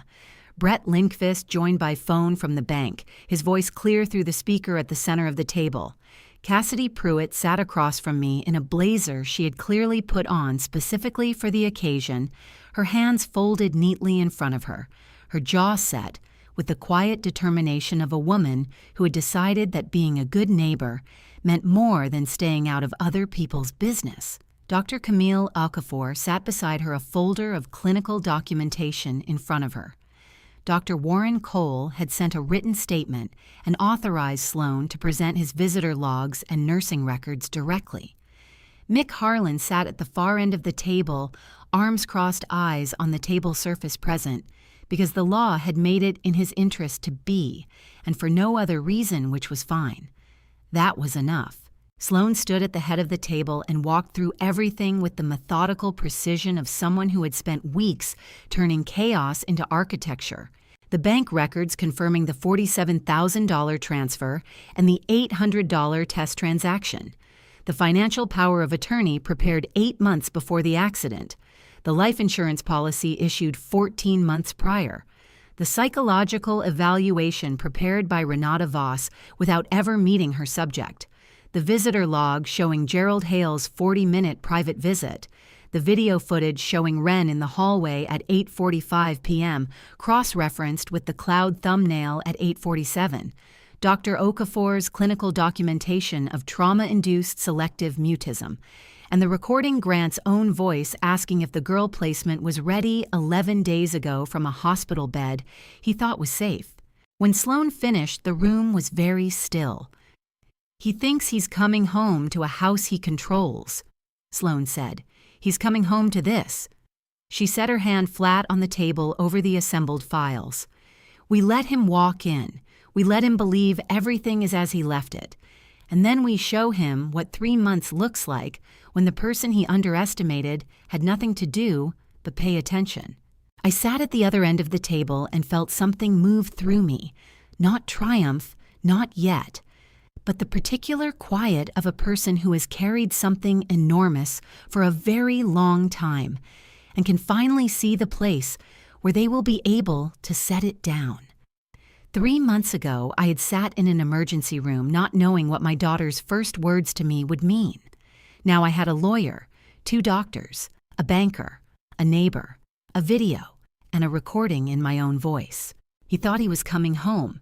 He was walking into an ending. The taxi pulled up at 9:40 a.m. on a Tuesday in early December. I was standing on the front porch when it arrived. The December air was sharp and still, the kind of cold that came without wind and settled into everything: the oak tree, the frost on the grass, the roof of the house I had lived in for 14 years. Buddy stood beside me on the top step, his hands in his coat pockets, his face carrying the particular expression of a man who had been waiting a long time to be in this exact spot. Wren stood on my other side. She had asked to be here. I had not tried to talk her out of it. The taxi door opened. Grant came out slowly. The wheelchair was folded in the trunk, and the driver helped him into it without fanfare. He looked thinner than he had even in the hospital, his color still not right. His movements measured with the careful economy of someone whose body had become unreliable. But his eyes were the same as they had always been, scanning, calculating, moving across the porch and landing on Buddy with a flicker of something not quite surprise, more like a recalibration. He had not expected Buddy to be here. He recovered in under 2 seconds. That was always one of his genuine talents. "Nora." He looked up at me from the bottom of the porch steps, and the familiar warmth moved across his face like weather. "It's good to be home." "Welcome back," I said. My voice was completely steady. His eyes moved to Wren. He smiled the particular smile he used with her softer at the edges, designed to look like it cost him something. "Still not talking, sweetheart." Wren looked at her father for a long moment. She stood very straight, her chin level, her hands loose at her sides. And then she spoke in a voice that was clear and even and did not waver by a single degree. "I just never spoke for you." The smile stopped.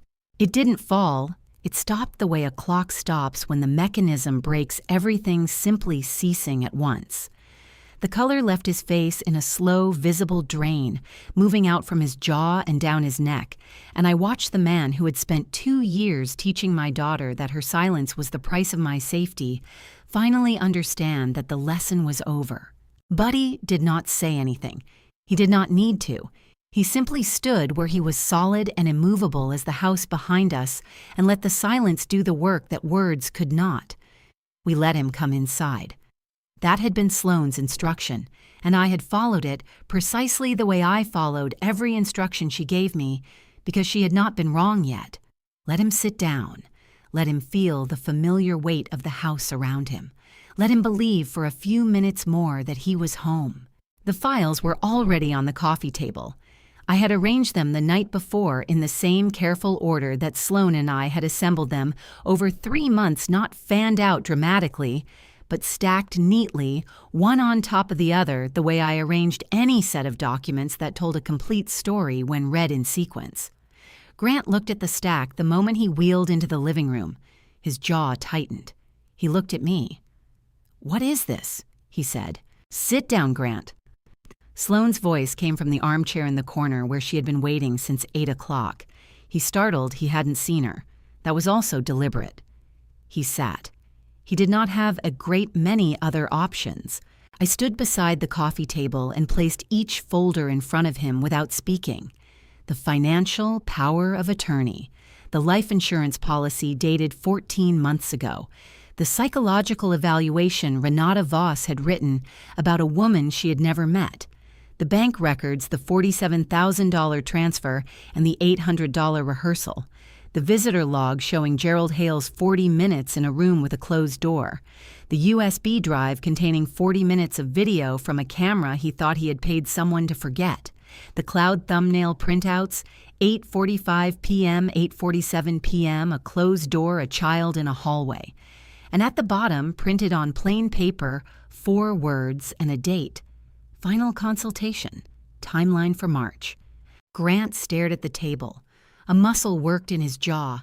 Then he looked up at me and said in a voice that was almost steady, "This isn't what it looks like." "It looks like a plan," I said, "and that's what it is." He turned to Sloane. "Whatever she's told you." "She told me numbers," Sloane said. "Dates, names, transactions. The kind of thing that doesn't change depending on who's telling it." He turned back to me.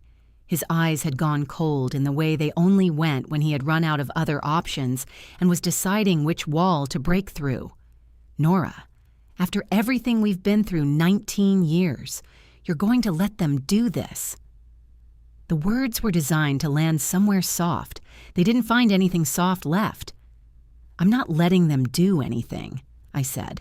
"I've been doing this myself for 3 months, while you were in the hospital asking about paperwork." Wren stood in the doorway of the living room and looked at her father with an expression that was not hatred and not grief, something quieter and more permanent than either. "I remember everything," she said. "All of it." Grant's composure broke. Not loudly, there was no shouting, no dramatic collapse. It broke the way old things broke when the last support gave way slowly and completely in a way that could not be reversed. Sloane had arranged for Detective Rourke to wait 2 blocks away. I had texted her the moment Grant's taxi turned onto our street. The detective arrived at 10:23 a.m. I know the exact time because I checked my watch when I heard the knock, and I am a bookkeeper, and I write down numbers that matter. That one mattered more than most. The plea agreement was signed before Christmas. Grant Calloway entered guilty pleas to financial fraud, coercion conspiracy to misappropriate marital assets, and 1 count of aggravated menacing. Gerald Hale surrendered his notary commission and provided full cooperation in exchange for a reduced charge. Renata Voss surrendered her consulting license and settled a civil fraud claim out of court. The house stayed with me. The accounts stayed with me. The life insurance policy was voided by the fraud finding, which meant that particular investment had never paid out and never would. Sloane handled the final paperwork on a Thursday afternoon in late December. Afternoon light came through the office windows at a low December angle, filling the room with something that looked almost warm. Wren sat beside me at the conference table, her feet not quite reaching the floor, her sketchbook in her lap because she brought it everywhere now and I had stopped asking her to leave it in the car. Sloane slid the final document across the table. Standard name restoration form, straightforward in Ohio, particularly in cases involving documented domestic fraud. Wren. Sloane said gently, "You don't have to decide anything today about your last name. You can take as much time as—" "No." Wren looked up from her sketchbook. Her voice was clear and unhurried and entirely certain. "I don't want his name." She looked at me. "I want hers." My eyes burned. I pressed my lips together hard and blinked and lost the battle entirely. The tears came fast and quiet, running down my face before I could stop them. I didn't try to stop them. I was done managing every feeling into something presentable. Grant Calloway had built his entire professional identity on that name. 14 years of real estate listings, business cards, reputation, all of it under Calloway, all of it leveraged against the family who carried it. And my daughter was giving it back. I picked up the pen. My hand did not shake. For the first time in 3 months, for possibly the first time in longer than that, my hand did not shake at all. I signed. My daughter did not lose her voice. She was just waiting for the day the one who stole it no longer had the power to make her afraid.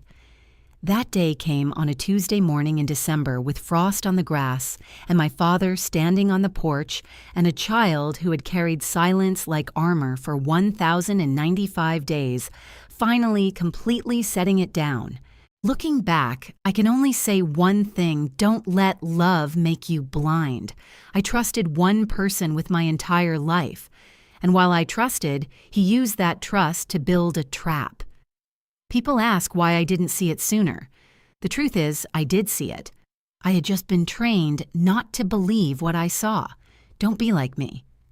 If someone is slowly pulling you away from the people who loved you, first trust that feeling.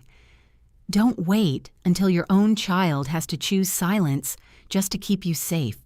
I believe God has a way of giving us exactly the time we need to survive what we were never meant to survive alone. Wren's silence was painful, but it bought us time, and that time saved us both. Here is what I know about family revenge. The real kind has nothing to do with hurting someone back. It is about reclaiming what was taken: your voice, your home, your sense of what is true. That is the only revenge worth having. If this story stayed with you, leave a comment below and let me know. Share it with someone who might need it today. And if you want more stories like this one, subscribe so you never miss what comes next. Thank you so much for staying with me until the very end. A gentle note: some details in our upcoming stories are fictional, crafted for emotional and educational purposes. If that is not for you, please feel free to find content that fits you better. We understand completely.